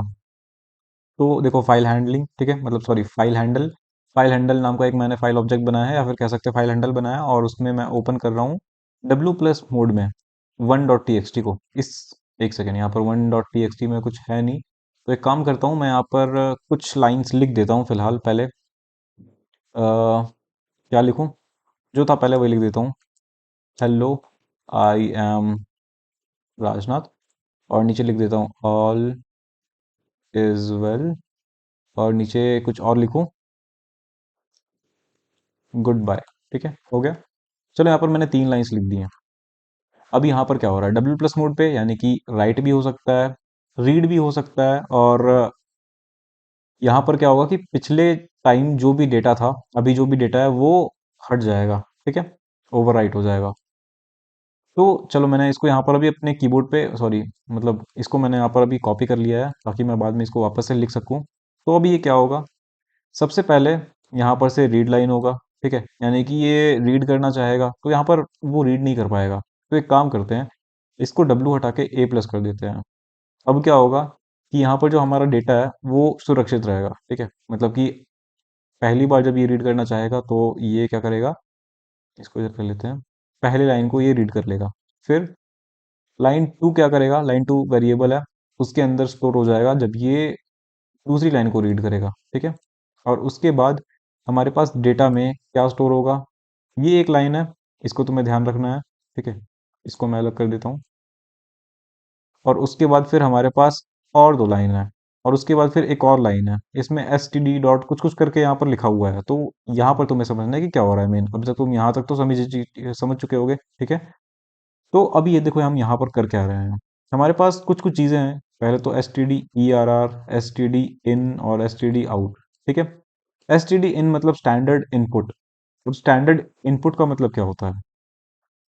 स्टैंडर्ड इनपुट यानी तुम्हारे पास जो कंप्यूटर है वो इनपुट कैसे लेता है? वो इनपुट लेता है तुम्हारे कीबोर्ड से, ठीक है। तो अब मैं इससे कह रहा हूं कि तुम यूजर से इनपुट लो, हाँ ये इनपुट फंक्शन की ही तरह है, लेकिन sys dot S T D in एक फाइल लाइक ऑब्जेक्ट है, ठीक है, कोई फंक्शन नहीं है, एक फाइल लाइक ऑब्जेक्ट है sys dot S T D in, ठीक है। तो इस फाइल डॉट तो इस ऑब्जेक्ट से हम क्या करवा रहे हैं? इस ऑब्जेक्ट से हम रीड करवा रहे हैं यूजर से 5 बाइट्स, ठीक है। अब 5 कैरेक्टर जब यूजर डालेगा, एंटर करेगा, ठीक है, तो वो स्टोर हो जाएगा डेटा वन में, ठीक है। अब जब वो डेटा वन वेरिएबल में स्टोर होगा, ठीक है, ना ही किसी फाइल में, ठीक है। अब देखो sys dot S T D out क्या करेगा? एस टी डी आउट देखो, अब स्टैंडर्ड आउटपुट हमारे लिए कौन करने का काम करता है? हमारा मॉनिटर, ठीक है। तो हमारा मॉनिटर जो है उस पे हमें दिखेगा लाइन वन, मतलब ये प्रिंट फंक्शन की ही तरह है, ये प्रिंट फंक्शन की तरह है, फिर ये भी प्रिंट फंक्शन की ही तरह है, ये दूसरा लाइन प्रिंट करेगा, ठीक है। लाइन वन और लाइन टू में जो हम दोनों लाइन से उठा रहे हैं यहाँ से, लाइन वन और लाइन टू, वो ये प्रिंट करेगा। पहले हम यूजर से दो, सॉरी यहाँ पर हम यूजर से 5 बाइट्स ले रहे हैं, 5 कैरेक्टर्स ले रहे हैं, उसके बाद फिर ये दोनों हम प्रिंट करवा रहे हैं। तो यहाँ पर हम इनपुट का काम कर रहे हैं, यहाँ पर हम आउटपुट का काम कर रहे हैं, यहाँ पर भी हम आउटपुट का काम कर रहे हैं, और ये फिर से क्या है? S T D E R R. देखो स्टैंडर्ड एरर दिखाने के लिए हमारे पास कौन सा डिवाइस यूज होता है हमारे कंप्यूटर में? वो भी मॉनिटर ही है, ठीक है। तो यहाँ पर मॉनिटर में फिर से लिखा हुआ आएगा नो एरर्स अकर्ड, ठीक है, काम खत्म। ये था हमारा पूरा प्रोग्राम। चलो एक बार इसे रन करके देखते हैं, ठीक है। तो अब देखो रन करने में यहाँ पर ये मुझसे एरर, ये मेरे से इनपुट लेना चाह रहा है। सबसे पहले तो देखो यहाँ पर एस टी डी इन और उसके बाद फिर रीड 5 फ्रॉम यूजर, ठीक है। तो मैं 5 कैरेक्टर्स यहाँ पर इसे प्रोवाइड करा देता हूँ। तो मैं यहाँ पर लिख देता हूँ हेलो, ठीक है।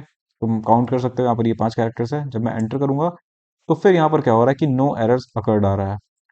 तो यहाँ पर अभी अभी तुमने देखा कि यहाँ पर S T D out dot write और S T D out dot write line one और लाइन टू काम नहीं कर रहे हैं। ऐसा क्यों हो रहा है? तो ऐसा इसलिए हो रहा है क्योंकि हमारे पास यहाँ पर जो ए प्लस मोड है ना, ए प्लस मोड, अपेंड मोड, तो मैंने, अगर तुम्हें ध्यान हो तो मैंने तुम्हें क्या बताया था कि जब भी हम रीड मोड पे अपने फाइल को खोलते हैं उस वक्त हमारा जो पॉइंटर होता है वो शुरू में चला जाता है, ठीक है। कोई बात नहीं, चला गया शुरू में। हम राइट मोड में अपने फाइल को खोलते हैं तो फिर से वो शुरू में जाता है, लेकिन जैसे ही हम अपेंड मोड पे खोलते हैं तो वो एंड में चला जाता है। अब एंड से वो रीड लाइंस कैसे करेगा? कैसे लाइंस को पढ़ेगा? ठीक है। तो ये चीज मैंने ध्यान नहीं दिया था, मेरे को अभी भी ध्यान में आया। तो अब मैं एक चीज यहाँ पर लिखता हूँ कि पॉइंटर मेरा वापस शुरू में चला जाए, तो वो मैं कैसे करवाऊंगा? तो उसके लिए मेरे पास एक फंक्शन होता है सी, ठीक है। तो पहले हमें फाइल हैंडल का नाम लिखना होता है डॉट सीक, ठीक है, सीक, और फिर मुझे कहाँ पर लेके जाना है इसको? जीरो, ठीक है, सबसे पहले में लेके जाना है। अब हम जरा इसको अगर चलाकर देखें तब क्या होता है। मैं यहाँ पर फिर से हेलो लिखता हूँ, देखो यहाँ पर मेरे पास पहला लाइन आ गया, यहाँ पर मेरे पास दूसरा लाइन आ गया, और उसके बाद नो एरर्स अकर्ड ये भी लिखा हुआ आ गया है, ठीक है। तो इस तरह से ये काम करता है। और अब तुम सोच रहे हो कि यहाँ पर बैक स्लैश एन क्यों नहीं आया? ठीक है, बैक स्लैश एन आया है यहाँ पर, तभी तो ये नीचे गया है, ठीक है। तो ये था, ये प्रॉब्लम थी यहाँ पर। तुम अगर इसमें कंफ्यूज हो रहे हो कि बैक स्लैश एन क्यों नहीं आया, तो यहाँ पर मैं एक और बीच में प्रिंट स्टेटमेंट डाल देता हूँ। उससे क्या होगा कि यहाँ पर तुम्हें थोड़ा सा एक ब्लैंक लाइन दिखेगी। मैं इसको यहाँ पर फिर से रन करता हूँ, 5 कैरेक्टर्स यहाँ पर लिखता हूँ मैं, दिख रहा है तुम्हें यहाँ पर ब्लैंक लाइन आ चुका है। बस तो यही था। तो यहाँ पर sys मॉड्यूल का काम मैंने किया है, और sys dot S T D in, ठीक है, ये एक फाइल लाइक ऑब्जेक्ट है। इससे हम क्या करवा रहे हैं? यूजर से इनपुट ले रहे हैं जो कि कीबोर्ड से आएगा, क्योंकि एस टी डी इन यानी स्टैंडर्ड इनपुट कौन सी है, कौन सा है? कीबोर्ड है। और कितने ले रहे हैं? 5 कैरेक्टर्स का। उसी तरह से S T D out dot right है, ये लिख देगा हमारे मॉनिटर पे। S T D out dot right भी हमारे मॉनिटर पे लिख देगा, S T D error dot right भी हमारे मॉनिटर पे लिख देगा। बस तो ये काम था। तो ये कुछ चीज़ें थी, स्टैंडर्ड इनपुट, आउटपुट और एरर स्ट्रीम्स, ठीक है। अब हम पहुंचते हैं फाइनली अपने बाइनरी फाइल्स के ऊपर। तो अभी हम देखने वाले हैं बाइनरी फाइल्स के बारे में। तो बाइनरी फाइल्स क्या होती है? अब देखो तुमने अभी तक जो भी यहाँ पर डॉट टी एक्स टी, ये सारे प्लेन टेक्स्ट फाइल्स थे, ठीक है।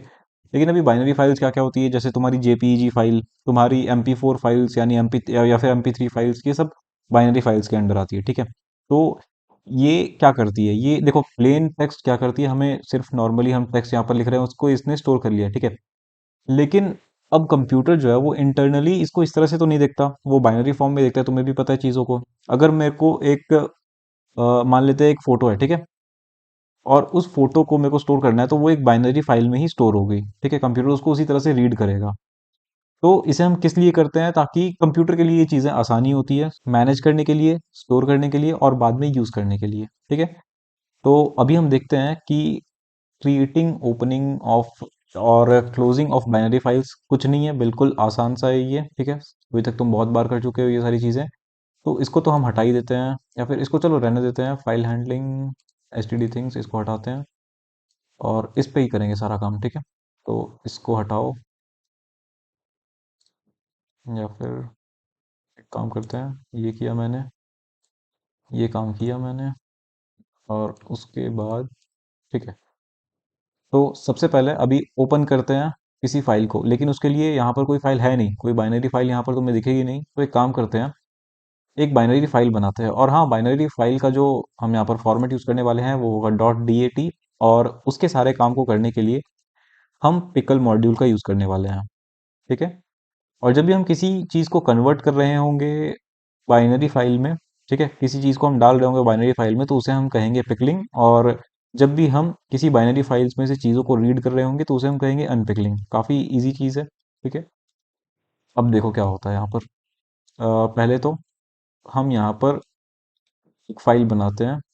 फाइल का नाम हम रखते हैं binary1.dat। और उसे हम राइट मोड पे खोलेंगे तो उसके लिए WB लिखेंगे। ठीक है, तो मैं एक्सेस, सॉरी, यहाँ पर तो मैं ओपनिंग मोड्स के बारे में तुम्हें ऑलरेडी मैंने बता दिया था। तो फाइल ओपन हो जाएगा इसके बाद। ठीक है, अब फाइल को ओपन करने के बाद हमें क्या करना है? हम अभी पढ़ क्या रहे हैं? कौन सा टॉपिक पढ़ रहे हैं? क्रिएटिंग, ओपनिंग और क्लोजिंग बाइनरी फाइल्स। ठीक है, तो इससे क्या होगा? राइट बाइनरी से फाइल बनेगी। हाँ, फाइल क्रिएट हो जाएगी। और ओपन कर रहे हैं, ठीक है, तो ओपन भी हो जाएगी। और क्लोज भी कर रहे हैं तो क्लोज भी हो जाएगा। ठीक है, कोई ऑपरेशन अभी हम नहीं करके देख रहे हैं, ऑपरेशन हम करने वाले हैं इन दोनों चीज़ों में। तो फिलहाल तो इसको हम कमेंट आउट कर देते हैं। फाइल ओपनड और फाइल क्लोज, बस यही काम करवाना है हमको। ठीक है, फाइल ओपन भी हो गया, फाइल क्लोज भी हो गया, और फाइल यहाँ पर क्रिएट भी हो चुका है, binary1.txt। ठीक है, अगर मैं इसको खोल कर देखूं, सॉरी, binary1.dat, तो यहाँ पर कोई भी कंटेंट अभी नहीं है। हम यहाँ पर इसमें पिकलिंग करने वाले हैं और अनपिकलिंग भी करने वाले हैं। ठीक है, तो अब तुम यहाँ पर ये ध्यान दो कि जब भी हम पिकलिंग कर रहे होंगे तो उसमें हम डंप फंक्शन का यूज करेंगे। ठीक है, यहाँ पर मैं लिख देता हूँ, डंप फंक्शन का यूज करेंगे। और जब भी हम अनपिकलिंग कर रहे होंगे तो उसके अंदर हम लोड फंक्शन का यूज कर रहे होंगे। ठीक है, अब देखो, डंप मतलब किसी चीज में कुछ डंप करना, यानी कि हम वही राइटिंग कर रहे हैं, याद रख सकते हो उस तरह से। लोड करना, या फिर कह सकते हैं कि किसी चीज से कुछ रीड करके निकालना। ठीक है, तो सबसे पहले अभी हम क्या देखें? अभी हम देखते हैं कि हम पिकलिंग कैसे कर सकते हैं, यानी कि डंप फंक्शन का जो यूज है वो कैसे कर सकते हैं। तो एक काम करते हैं, हम सबसे पहले कोई एक टेक्स्ट ले लेते हैं जो कि यूजर से इनपुट करवाते हैं। ठीक है, तो एक काम करते हैं, फाइल ओपन हो गया।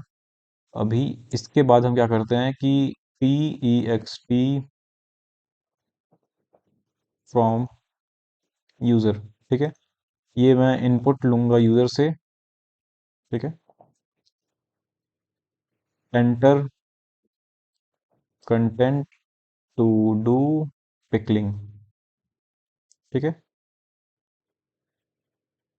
यहाँ से क्या होगा, टेक्स्ट फ्रॉम यूजर में हमारे पास एक स्ट्रिंग स्ट्रिंग जो है वो चली जाएगी। और उसके बाद हम क्या करेंगे, हम अपने फाइल में उस चीज को डंप करवाएंगे। किस तरह से ना, यहाँ पर पिकल होगा। ठीक है, पिकल मॉड्यूल का यूज कर रहे हैं ना हम, तो पिकल मॉड्यूल और फिर उसका फंक्शन डंप। ठीक है, फाइल ओपन। अब यहाँ पर मैं LOIM राजनाथ, एंटर। ठीक है, फाइल क्लोज हो गई है। तो अभी हमारा जो डेटा है वो इस पे आ चुका है। अगर मैं इसको खोलूँ तो यहाँ पर तुम देख रहे हो कि काफ़ी अजीब सी चीज़ें आ रही है, लेकिन हाँ, यही एक बाइनरी फाइल है। ठीक है, तो इस तरह से एक बाइनरी फाइल स्टोर होती है। यहाँ पर हमने कुछ डंप करके तुम्हें दिखा दिया। अब मैं एक काम करता हूँ कि मैं नहीं चाहता कि कोई स्ट्रिंग ही हो। ठीक है, तो हम यहाँ पर eval फंक्शन यूज करेंगे ताकि मैं किसी भी डेटा टाइप की चीज़ को उस पे डंप करवा पाऊँ। ठीक है, तो अगर मैं अभी लिखूँ यहाँ पर, और अगर मैं एक काम करता हूँ, अभी एक लिस्ट करवाता हूँ मैं एंटर। तो 1,3,4, एक नाम, सॉरी, मैंने कुछ गलती कर दी, एंटर दबा दिया था।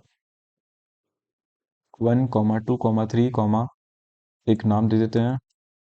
यहाँ पर मैंने नाम दे दिया, हो गया। एंटर करते हैं, फाइल क्लोज हो चुकी है। अब देखें तो यहाँ पर भी तुम्हें कुछ अजीब सा दिख रहा होगा। लेकिन कोई बात नहीं, इसे तुम्हें पढ़ने की ज़रूरत नहीं है, ये वैसे भी ह्यूमन रीडेबल होता नहीं है। तो यहाँ पर देखो, तो इस तरह से हम बाइनरी फाइल में चीज़ों को स्टोर करवा सकते हैं। अब स्टोर तो करवा लिया, लेकिन रीड भी तो करवाना है। ठीक है, देखो, डंप करवा लिया, अब रीड करवाएंगे। तो चलो यहाँ पर रीड करवाते हैं। रीड करवाने के लिए हमें यहाँ पर आरबी मोड में खोलना होगा इसे। ठीक है, यहाँ पर मैंने इसे आरबी मोड पे खोल दिया। अब यहाँ पर ये फाइल जो है वो खुल जाएगी, और उसके बाद एंटर कंटेंट टू पिकलिंग, नहीं ये नहीं करना हमें, और इसकी ज़रूरत तो है नहीं हमें, इसको हटाते हैं। फाइल ओपन हो चुकी है, और उसके बाद हमें क्या कराना है, इसमें कुछ लोड करवाना है। तो लोड करवाएंगे, और किससे लोड करवाएंगे, अपने फाइल ऑब्जेक्ट से, बस ये काम है।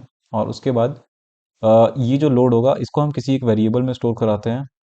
डेटा नाम के एक वेरिएबल में मैंने इसे स्टोर करा दिया। ठीक है, उसके बाद मैं डेटा को प्रिंट करवाऊंगा। Print data. ठीक है, डेटा प्रिंट होगा, और फिर फाइल क्लोज हो जाएगी। ठीक है, काम खत्म। तो एक काम करते हैं अभी, हाँ ये भी तो ठीक ही है, इसको रहने देते हैं। प्ले।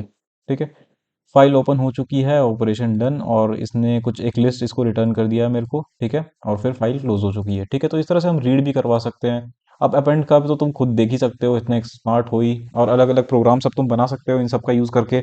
और इस चीज को तुम अपने प्रोजेक्ट में भी यूज कर सकते हो, तुम अपने टेक्स्ट फाइल में भी चीजों को स्टोर करवा सकते हो। लेकिन अब यहाँ पर क्या होता है कि काफी बार जब हम रीड करवा रहे होते हैं, तो हमारा जो पॉइंटर है वो एंड ऑफ फाइल में पहुंच जाता है, और उसके बाद फिर हमें एक एरर मिलता है, जिसे हम कहते हैं एंड ऑफ फाइल एरर। मतलब इसके बाद जो है वो फाइल, इसमें कुछ है ही नहीं, तो वो और क्या रीड करे। ठीक है, तो उसके लिए हमारे पास दो तरीके हैं।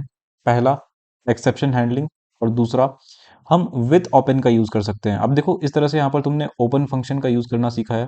ठीक है, यहाँ पर से तुम ओपन करवा रहे हो, काम करवा रहे हो, और उसके बाद फिर क्लोज कर दे रहे हो। ठीक है, लेकिन हमारे पास क्या है कि एक और तरीका है फाइल को ओपन करवाने का और उससे काम करवाने का। उसका उसमें क्या होता है कि हमें माई फाइल डॉट क्लोज लिखने की जरूरत भी नहीं पड़ती, वो ऑलरेडी क्लोज हो जाता है। ठीक है, तो और उसमें जो एरर का जो प्रॉब्लम है वो सॉल्व हो जाता है। तो एक काम करते हैं, पहले वो विद ओपन वाला काम जो है वो देख लेते हैं, उसके बाद फिर हम एक्सेप्शन हैंडलिंग भी देखेंगे। और एक्सेप्शन हैंडलिंग काफ़ी ज़्यादा इंपॉर्टेंट है अगर तुम प्रोजेक्ट बना रहे हो तो उसको सिंपली तुम सीख लो, बहुत ज़्यादा ज़रूरी है प्रोजेक्ट से रिलेटेड। उसका बहुत ज़्यादा काम है। ठीक है, और वो सिर्फ फाइल हैंडलिंग में काम नहीं आएगी, एक्सेप्शन हैंडलिंग वो हर जगह काम आएगी तुम्हें। ठीक है, चलो, तो अब हम इसको कमेंट आउट करते हैं,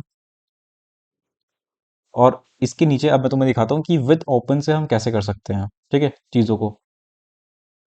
तो इसके लिए भी हम एक ब्लॉक बनाते हैं। हम यहाँ पर लिखेंगे विद, उसके बाद फिर ओपन, और उसके बाद फिर फाइल का नाम।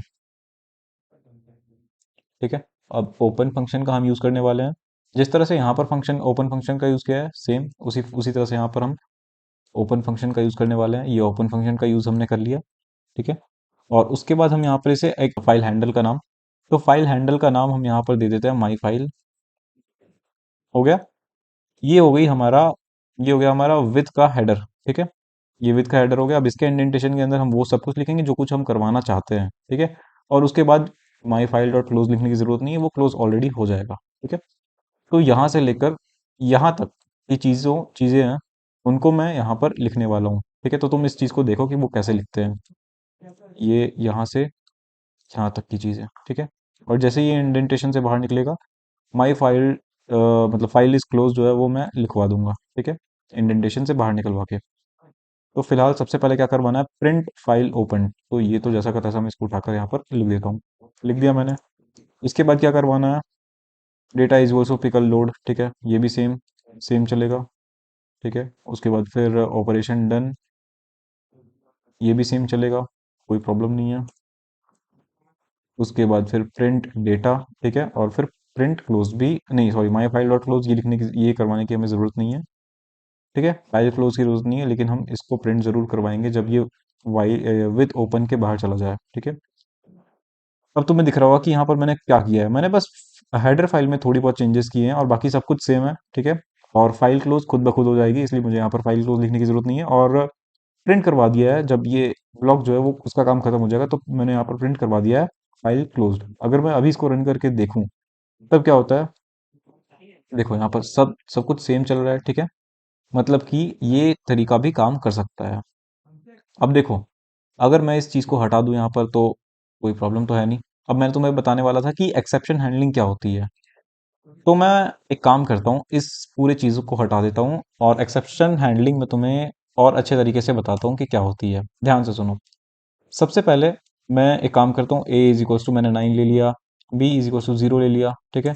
अब मैं यहाँ पर प्रिंट करवा देता हूँ 9/0। तुम सबको पता है कि यहाँ पर एक एरर आने वाला है। रन करता हूँ, यहाँ पर एरर आ गया, जीरो डिवीजन एरर, यानी कि डिवीजन बाय जीरो, ठीक है। तो अब इस चीज़ को सॉल्व कैसे करें। ठीक है, मान लो तुमने एक प्रोजेक्ट बनाया, वहां पर तुम कुछ काम कर रहे हो और वहां पर कुछ ऐसा एरर आ गया, या फिर यहाँ पर वो डिवीजन विद एरर वाला एरर नहीं आके कुछ और भी एरर आ गया, ठीक है, एंड ऑफ फाइल वाली एरर आ गई, या फिर कोई भी अलग सा एरर आ जाता है किसी भी केस में। तो तुम तो नहीं चाहते हो ना कि एरर आ जाए, प्रोग्राम रुक जाए, वहीं पर खत्म हो जाए सब कुछ। तो तुम ये नहीं चाहते हो। तो तुम ये यहाँ पर एक्सेप्शन हैंडलिंग का काम ले सकते हो। उसमें क्या होगा कि जब भी कोई एरर आएगी तो उसमें दूसरी कंडीशन चल जाएगी।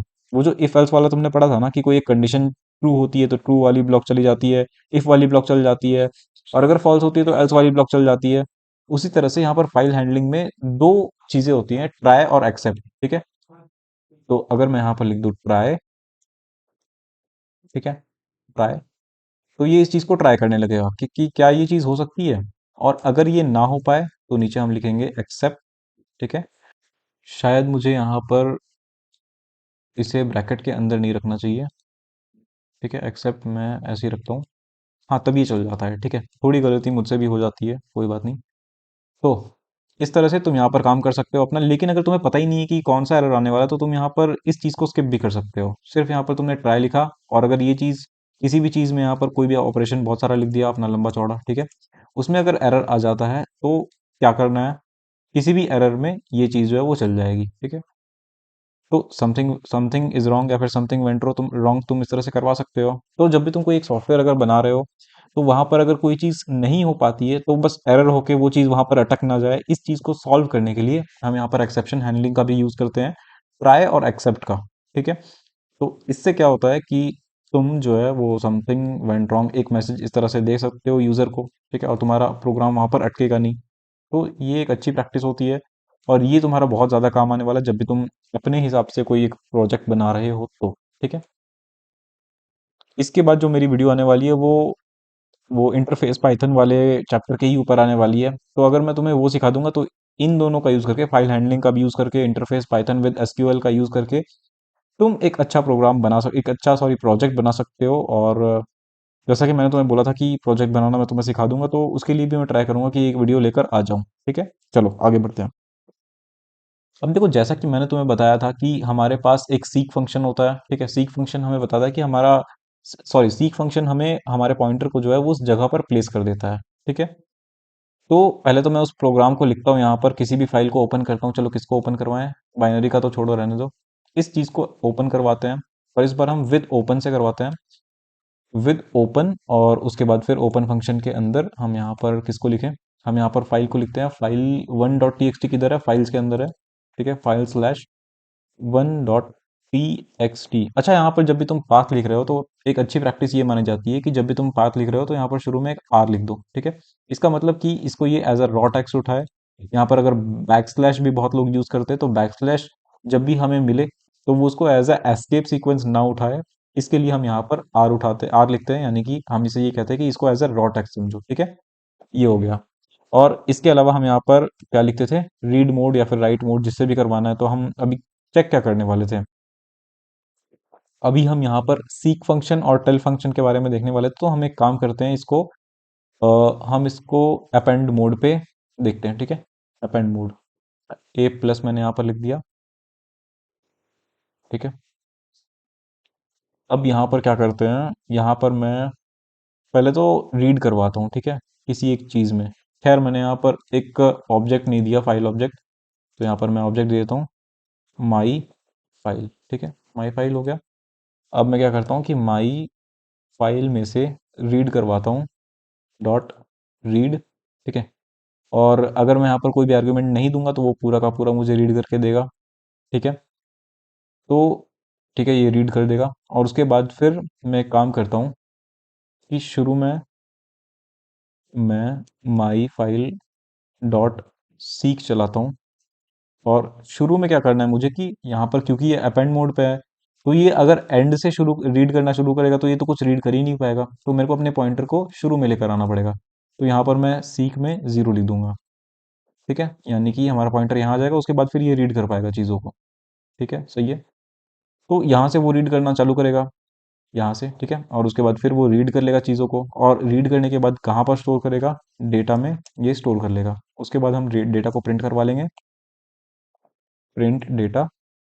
ठीक है, और उसके बाद फिर अब हम एक काम करते हैं कि प्रिंट, ठीक है, प्रिंट करवाते हैं माई फाइल डॉट टेल को।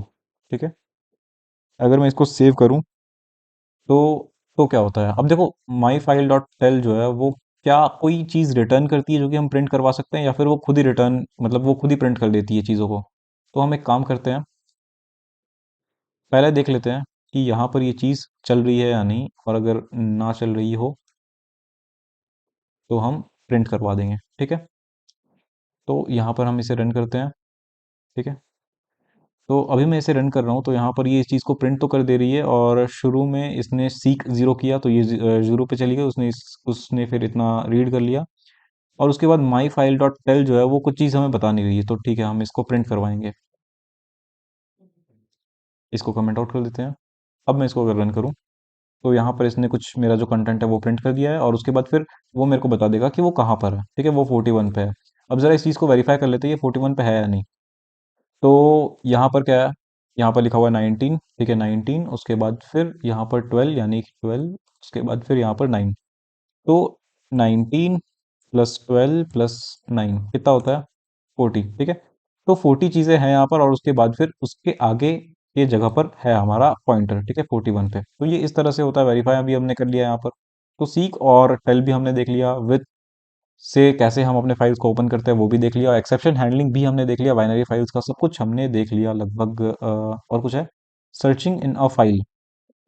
तो हम किसी बाइनरी फाइल में से अगर कुछ हमें सर्च करना हो तो कैसे करेंगे, उस बाइनरी फाइल को हम रीड कर लेंगे, और उस रीड किए हुए डेटा में से जब हमने उसे रीड किया हुआ होगा लोड फंक्शन की मदद से, तो उसे हमने किसी एक वेरिएबल में स्टोर कराया होगा। अब उस वेरिएबल में वो डेटा जो है वो स्टोर हो चुका है। ठीक है, यानी ह्यूमन रीडेबल फॉर्म में आ चुका है पिकल मॉड्यूल की मदद से।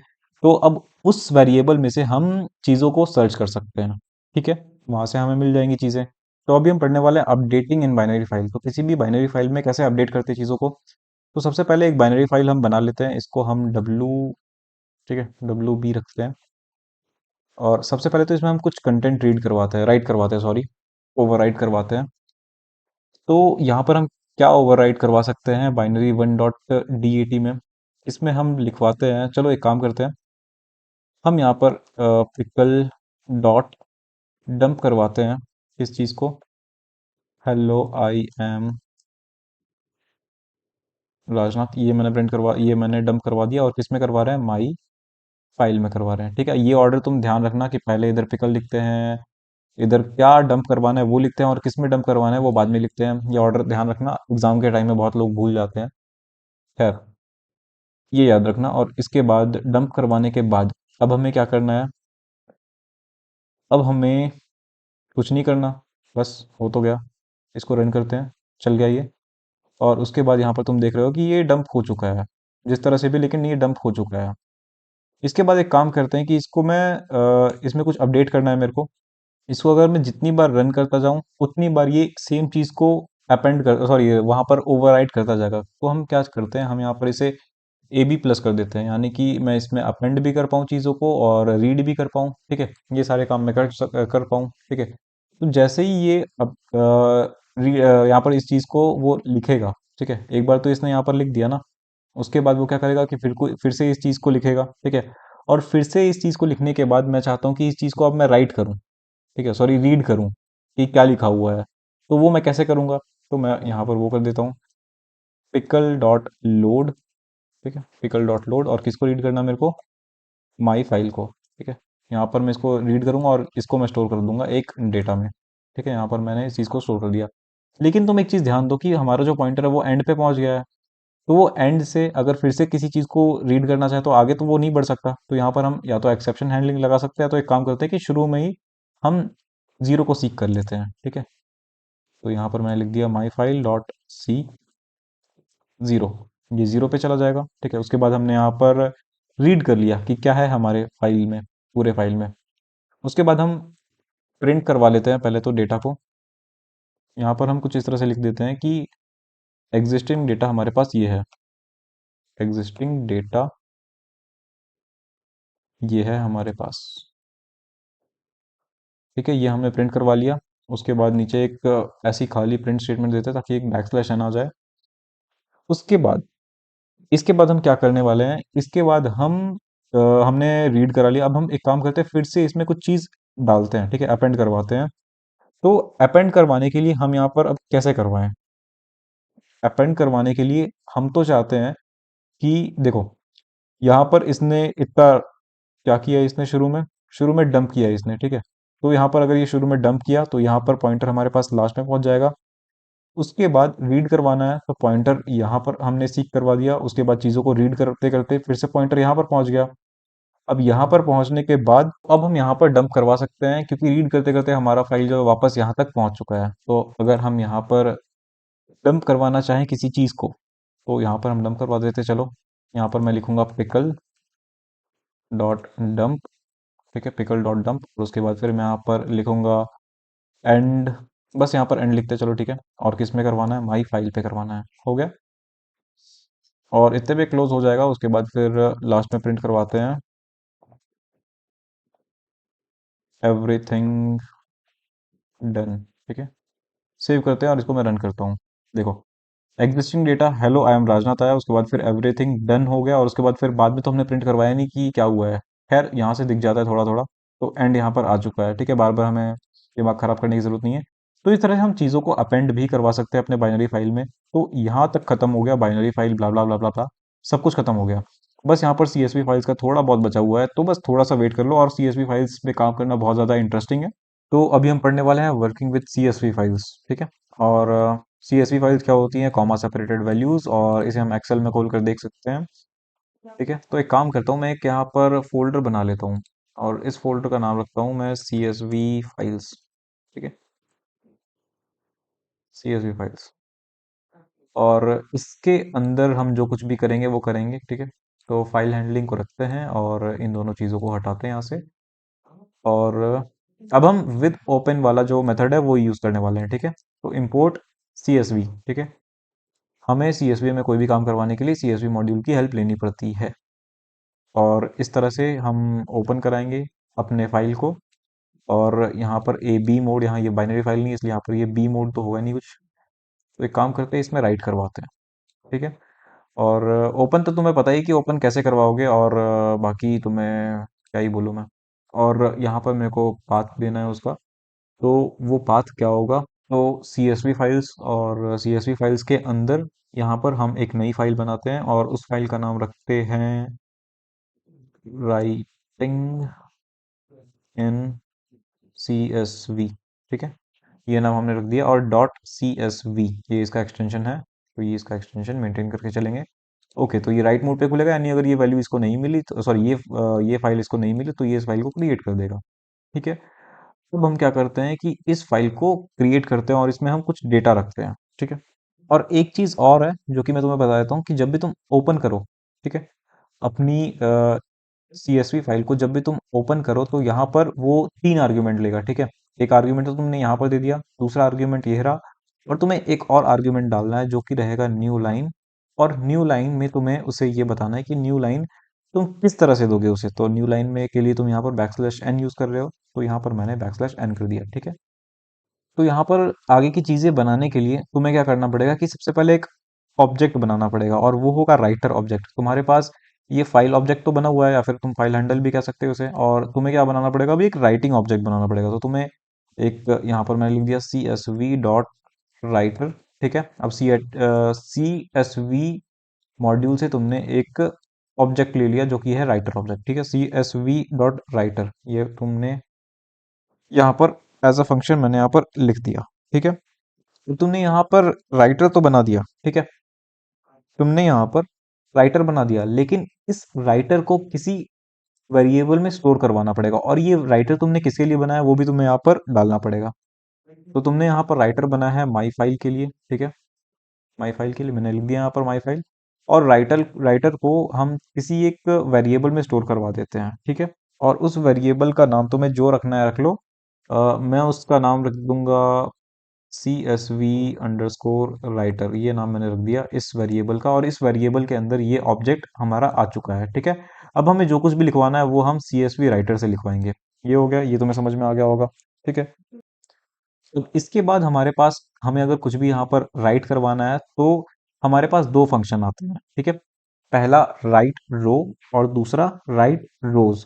तुम्हें समझ में आ गया होगा बेसिक डिफरेंस अभी, ठीक है। मल्टीपल रोज के लिए, अगर तुम्हें मल्टीपल रोज राइट करवानी है तो उसके लिए तुम क्या करोगे, राइट रोज फंक्शन का यूज करोगे। अगर तुम्हें सिंगल रो इंसर्ट करवानी है अपने एक्सेल फाइल में तो तुम वहां पर एक सिर्फ राइट रो फंक्शन यूज करोगे, ठीक है। तो वो मैं कैसे करूं, एक काम करता हूं, मैं यहाँ पर लिखता हूँ CSV_राइटर, मैंने ये लिख दिया, ठीक है। अब इसके अंदर मेरे को राइट करवाना है चीजों को, तो मैं क्या करूंगा, यहाँ पर लिखूंगा डॉट, उसके बाद मैं यहाँ पर लिखूंगा राइट रो, ठीक है। राइट रो करवाते हैं और रो के अंदर यहाँ पर कौन कौन सी चीजें तुम्हें रखनी है। तो सबसे पहले मैं एक काम करता हूँ, मैं एक ऐसा टेबल बनाता हूँ जिसके अंदर मेरे पास नेम, रोल नंबर और मार्क्स, ये तीन चीजें होंगी, ठीक है। तो सबसे पहले रोल नंबर रखते हैं, ठीक है, कॉमा, नेम रखते हैं, कॉमा, मार्क्स रखते हैं, ठीक है। इसको मैं अगर यहाँ पर रन करके देखूं तो क्या हो रहा है, यहाँ पर ये मेरे को एक एरर दे रहा है, takes only one argument, write row जो है वो एक आर्ग्यूमेंट ही लेता है। और मैंने यहाँ पर मल्टीपल चीजें डाली हुई हैं, तो यहाँ पर इस चीज को मैं एक लिस्ट के अंदर डाल सकता हूँ, ठीक है।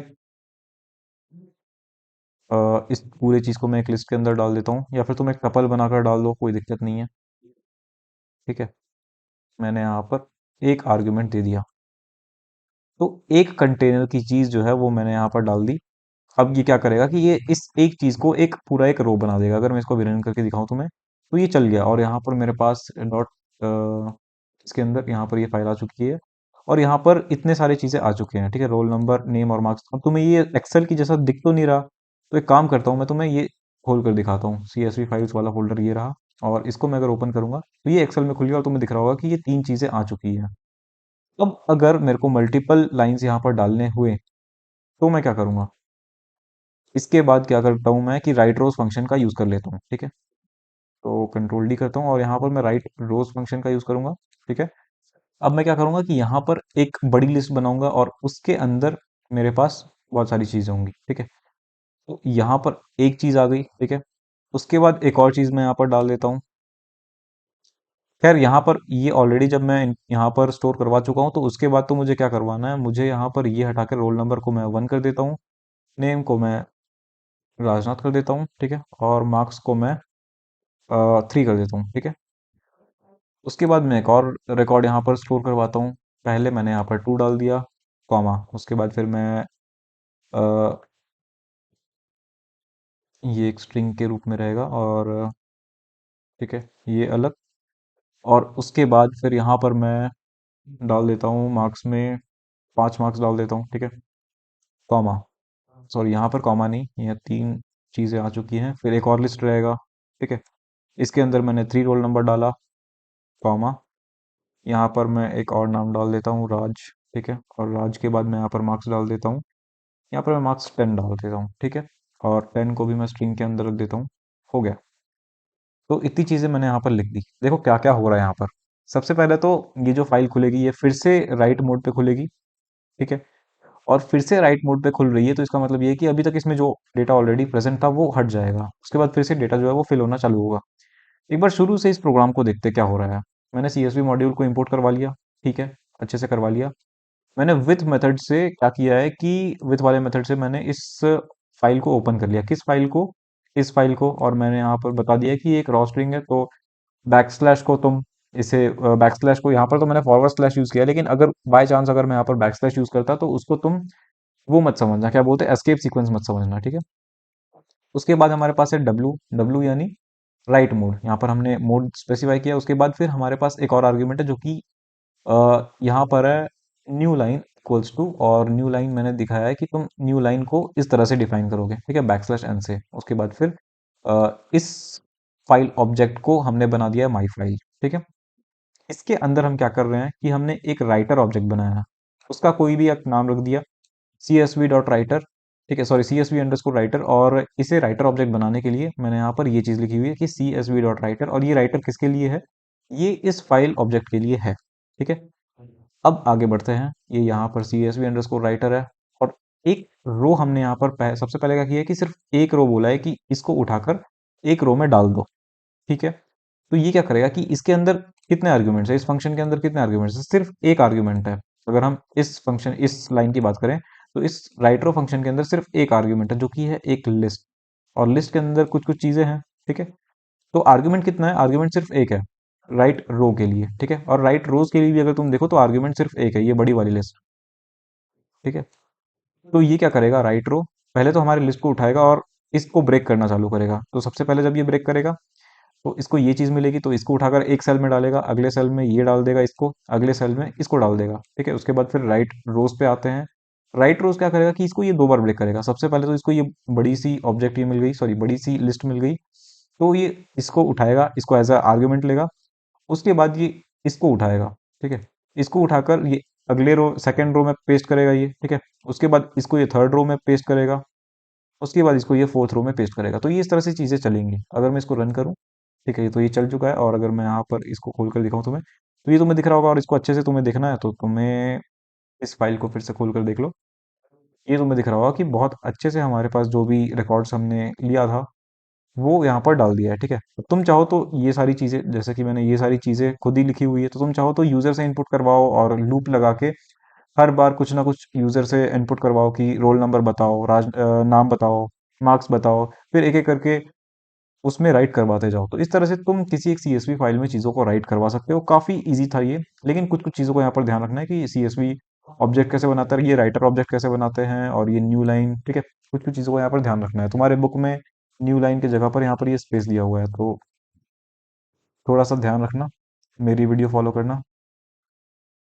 एक और चीज़ यहाँ पर ये है कि जब भी हम कोई एक राइटर ऑब्जेक्ट बना रहे हैं, यहाँ पर मैंने राइटर ऑब्जेक्ट बनाया, तो यहाँ पर डीलिमिटर क्या है, यहाँ पर डीलिमिटर क्या होता है कि यहाँ पर कॉमा है। ठीक है, तो अगर मैं उस चीज़ को चेंज करके यहाँ पर कॉमा लिखूँ और डीलिमिटर कर दूं, और इक्वल टू इसके अंदर मैं दे दूं कोई एक चीज़ देते हैं, जैसे कि अगर मैंने ये स्टार दे दिया। ठीक है, अगर मैं इसको अभी सेव करूं और अगर मैं इसको अभी रन करूं, ठीक है, तो ये क्या कह रहा है, यहाँ पर ये मुझे एरर आ रहा है, ये मुझसे कह रहा है कि परमिशन डिनाइड। अच्छा, ये परमिशन इसलिए डिनाई हो रही है क्योंकि यहाँ पर मैंने ये फाइल को खोल के रखा है, और क्योंकि ये फाइल को मैंने खोल के रखा है तो ये इसको एडिट नहीं कर पा रहा। ठीक है, तो इसको रन करते हैं फिर से, तो ये रन हो चुका है। ठीक है, अगर अब इसको, इस फाइल को मैं रन ओपन करके देखूं, तो यहाँ पर क्या हो रहा है, यहाँ पर ये चीज़ें खराब हो चुकी हैं। ठीक है, क्योंकि ये एक सीएसवी, तो मैं चाहता हूँ कि ये कॉमा सेपरेटेड वैल्यूज रहे। अगर मैं इसको हटाकर ये पाइप कर दूं और इसको अभी सेव करूं, और इसको पहले तो क्लोज करते हैं, इसको अभी रन करूं, तो ये रन हो चुका है। ठीक है, इसको ओपन करूं अभी, तो तुम्हें दिख रहा होगा, तो भी ये क्या हो रहा है, ये क्या हो रहा है, ये बहुत बहुत बेकार चीज़ें हैं ये। ठीक है, तो डिलीमीटर के साथ तुम्हें छेड़खानी नहीं करनी है। खैर, अगर किसी ने ऑलरेडी डिलीमीटर दे रखा है तो फिर इसका काम आता है, वो कब काम आता है, वो रीड करने में काम आता है, क्योंकि एक एक करके हम यहाँ पर फाइल्स को रीड करेंगे ना। देखो यहाँ पर इस तरह से एक एक करके हम फाइल्स को ऐसे रीड करेंगे। जरूरी नहीं है कि हर कोई इसको एक्सेल से ही खोले, कोई ऐसे इस तरह से भी देख सकता है, कोई टेक्स्ट फाइल या फिर नोटपैड से भी खोल के देख सकता है। ठीक है ना, तो वो उसको डिफरेंशिएट करने के लिए अगर लग रहा है कि ये वाला जो पाइप सिंबल है ये सही है, तो वो ये डाल देता है डिलिमीटर में।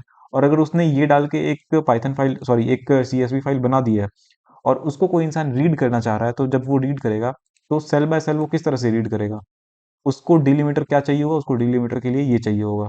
ठीक है, तो डिलीमीटर के लिए अगर उसको ये चाहिए होगा, तो हमें भी रीड, अपने जो रीड फंक्शन होगा उसमें जो रीड ऑब्जेक्ट होगा, यहाँ पर तो हमने राइट ऑब्जेक्ट बनाया, राइटर ऑब्जेक्ट बनाया। जब हम रीड करने के लिए कोई एक ऑब्जेक्ट बनाएंगे तो उसमें हम डिलीमीटर ये देंगे, तब वो एक एक करके सेल्स को डिफरेंशिएट कर पाएगा कि इस तरह से हमारे जो सेल्स है वो डिफरेंशिएटेड है। तो बाय डिफॉल्ट ये क्या रहता है, बाय डिफॉल्ट इसमें कॉमा रहता है। ठीक है, इसको हटाते हैं, कॉमा डालते हैं, सेव करते हैं, और अगर मैं इसको रन करूं, ठीक है, रन हो गया। अब इसको खोल के देखें तो ये कॉमा होता है। ठीक है, कॉमा आ गया, और सीएसवी फाइल है तो सीएसवी फाइल मतलब कॉमा सेपरेटेड वैल्यूज, तो इसको पता है कि कॉमा से सेल्स को सेपरेट करना है, तो इसने अच्छे से कर दिया। ठीक है, ये होता है। तो इस तरह से हमने राइटिंग का तो सब कुछ देख लिया कि इस तरह से हम राइट कर सकते हैं। ठीक है, तुम्हें अपेंड भी करना हो तो भी तुम कर सकते हो, कोई दिक्कत नहीं है। आगे बढ़ते हैं, अब हम बात करते हैं कि हम इसमें रीड कैसे कर सकते हैं। ठीक है, तो रीड करने के लिए पहले तो हम राइटर ऑब्जेक्ट को हटा देते हैं। हटा दिया मैंने। फिर इसको यहाँ पर से रीड करते हैं। चलो ठीक है, रीड कर लिया हमने। रीड मोड पे ओपन कर लिया हमने इसे। अब रीड मोड पे ओपन तो कर लिया, अब तो उसके लिए हमें यहाँ पर अब क्या करना पड़ेगा, एक रीड ऑब्जेक्ट बनाना पड़ेगा। ठीक है, तो यहाँ पर मैं लिखता हूँ C S V dot reader. ठीक है, C S V dot reader, और इसके अंदर हमें किसको रीड करना है, हमें माई फाइल को रीड करना है। ठीक है, सॉरी ये क्या आ गया, माई फाइल को रीड करना है, और इस ऑब्जेक्ट को हम किसी वेरिएबल में डाल देते हैं ताकि हम उससे उसको रेफर कर पाएँ। ठीक है, तो मैं यहाँ पर बना देता हूँ C S V underscore reader. ठीक है, डॉट, सॉरी डॉट नहीं, इक्वल्स टू, यहाँ पर हमने असाइन कर दिया इस ऑब्जेक्ट को। तो अब हमें क्या करना है, यहाँ पर हमने हमने रीडर ऑब्जेक्ट बना लिया, किसके लिए बना लिया, माई फाइल के लिए। तो अगर हमें यहाँ पर इसके अंदर अब देखना है कि इसके अंदर कौन कौन सी चीजें हैं, तो हम क्या कर सकते हैं, हम एक लूप का यूज कर सकते हैं। तो फॉर आई इन, और उसके बाद फिर हम C S V underscore reader कर सकते हैं। ठीक है, प्रिंट, प्रिंट क्या करो, प्रिंट करवा दो, आई को प्रिंट करवा दो। ठीक है, अगर मैं इसको अभी रन करूँ तो क्या होता है देखते हैं, आ जाओ।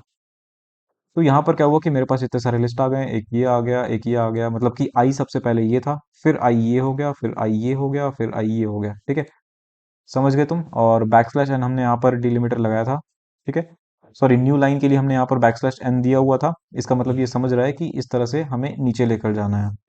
तो इस तरह से हम एक आउटपुट ले सकते हैं, और जिस तरह से आई में हमारे पास चीज़ें आ रही हैं। ठीक है, तो उसके बाद हम इस चीज़ को एक एक करके भी प्रिंट करवा सकते हैं। ठीक है, अब आई के लिए भी एक अंदर से एक लूप चला दो। ठीक है, उसके बाद भी तुम्हारे पास फिर रोल नंबर एक बार में आएगा, फिर दूसरी बार में ये आएगा, फिर ये आएगा। ठीक है, तो ये तुम कर सकते हो। चलो तुमको मैं ये भी करके दिखा देता हूँ, क्योंकि अब ये चीज़ लास्ट टास्क बच रही है। तो फॉर जे इन आई, ठीक है, इसके अंदर मैं एक काम करता हूँ, प्रिंट, इसको भी हम सेव करके रखते हैं, इसको बचा के रखते हैं, कंट्रोल एक्स, और फिर इसको मैं ऊपर करता हूँ। मतलब पहले क्या होगा कि पहले पूरा एक लिस्ट आ जाएगा, उसके बाद फिर एक एक करके उसके एलिमेंट्स आ जाएंगे। तो यहाँ पर प्रिंट ऑफ जे कर देता हूँ, प्रिंट जे। अब यहाँ पर तुम देखो ज़रा क्या हो रहा है। देखो सबसे पहले ये एक लिस्ट आई, अब उसके बाद यहाँ पर एक एक करके लूप जो है वो इसको एक्सेस करेगा, पहले ये आएगा, फिर ये आएगा, फिर ये आएगा, फिर उस तरह से ये दूसरी लिस्ट आ गई, उसके बाद फिर एक दो तीन, ठीक है, फिर तीसरी लिस्ट, ऐसे करते करते ये चीज़ों को हमने इस तरह से एक्सेस कर लिया। तो ये था पूरा का पूरा फाइल हैंडलिंग चैप्टर। मुझे उम्मीद है तुम्हें इस चैप्टर में मजा आएगा और तुम इससे काफ़ी अच्छी अच्छी चीज़ें बना पाओगे। तो मुझे उम्मीद है कि तुम अभी काफ़ी अच्छे अच्छे प्रोग्राम बना सकते हो। तुम खुद के दिमाग में सोचो कि तुम सीएसवी फाइल या फिर टेक्स्ट फाइल, इन दोनों का यूज़ करके क्या क्या प्रोग्राम्स बना सकते हो। ठीक है, खुद सोचो और बनाओ, और अगर बन जाए तो फिर उसका कोड तुम सेव करके या तो तुम कमेंट में भी दे सकते हो, या फिर उसको ड्राइव में डाल दो, और मुझे वो लिंक डाल दो डिस्क्रिप्शन में, ताकि मैं देख पाऊँ कि तुमने क्या बनाया है, और बस मैं तुम्हें रिप्लाई कर पाऊँ कि वो कैसा है। ठीक है, तो चलो बाय, और लाइक शेयर सब्सक्राइब का देख लेना। थैंक्स।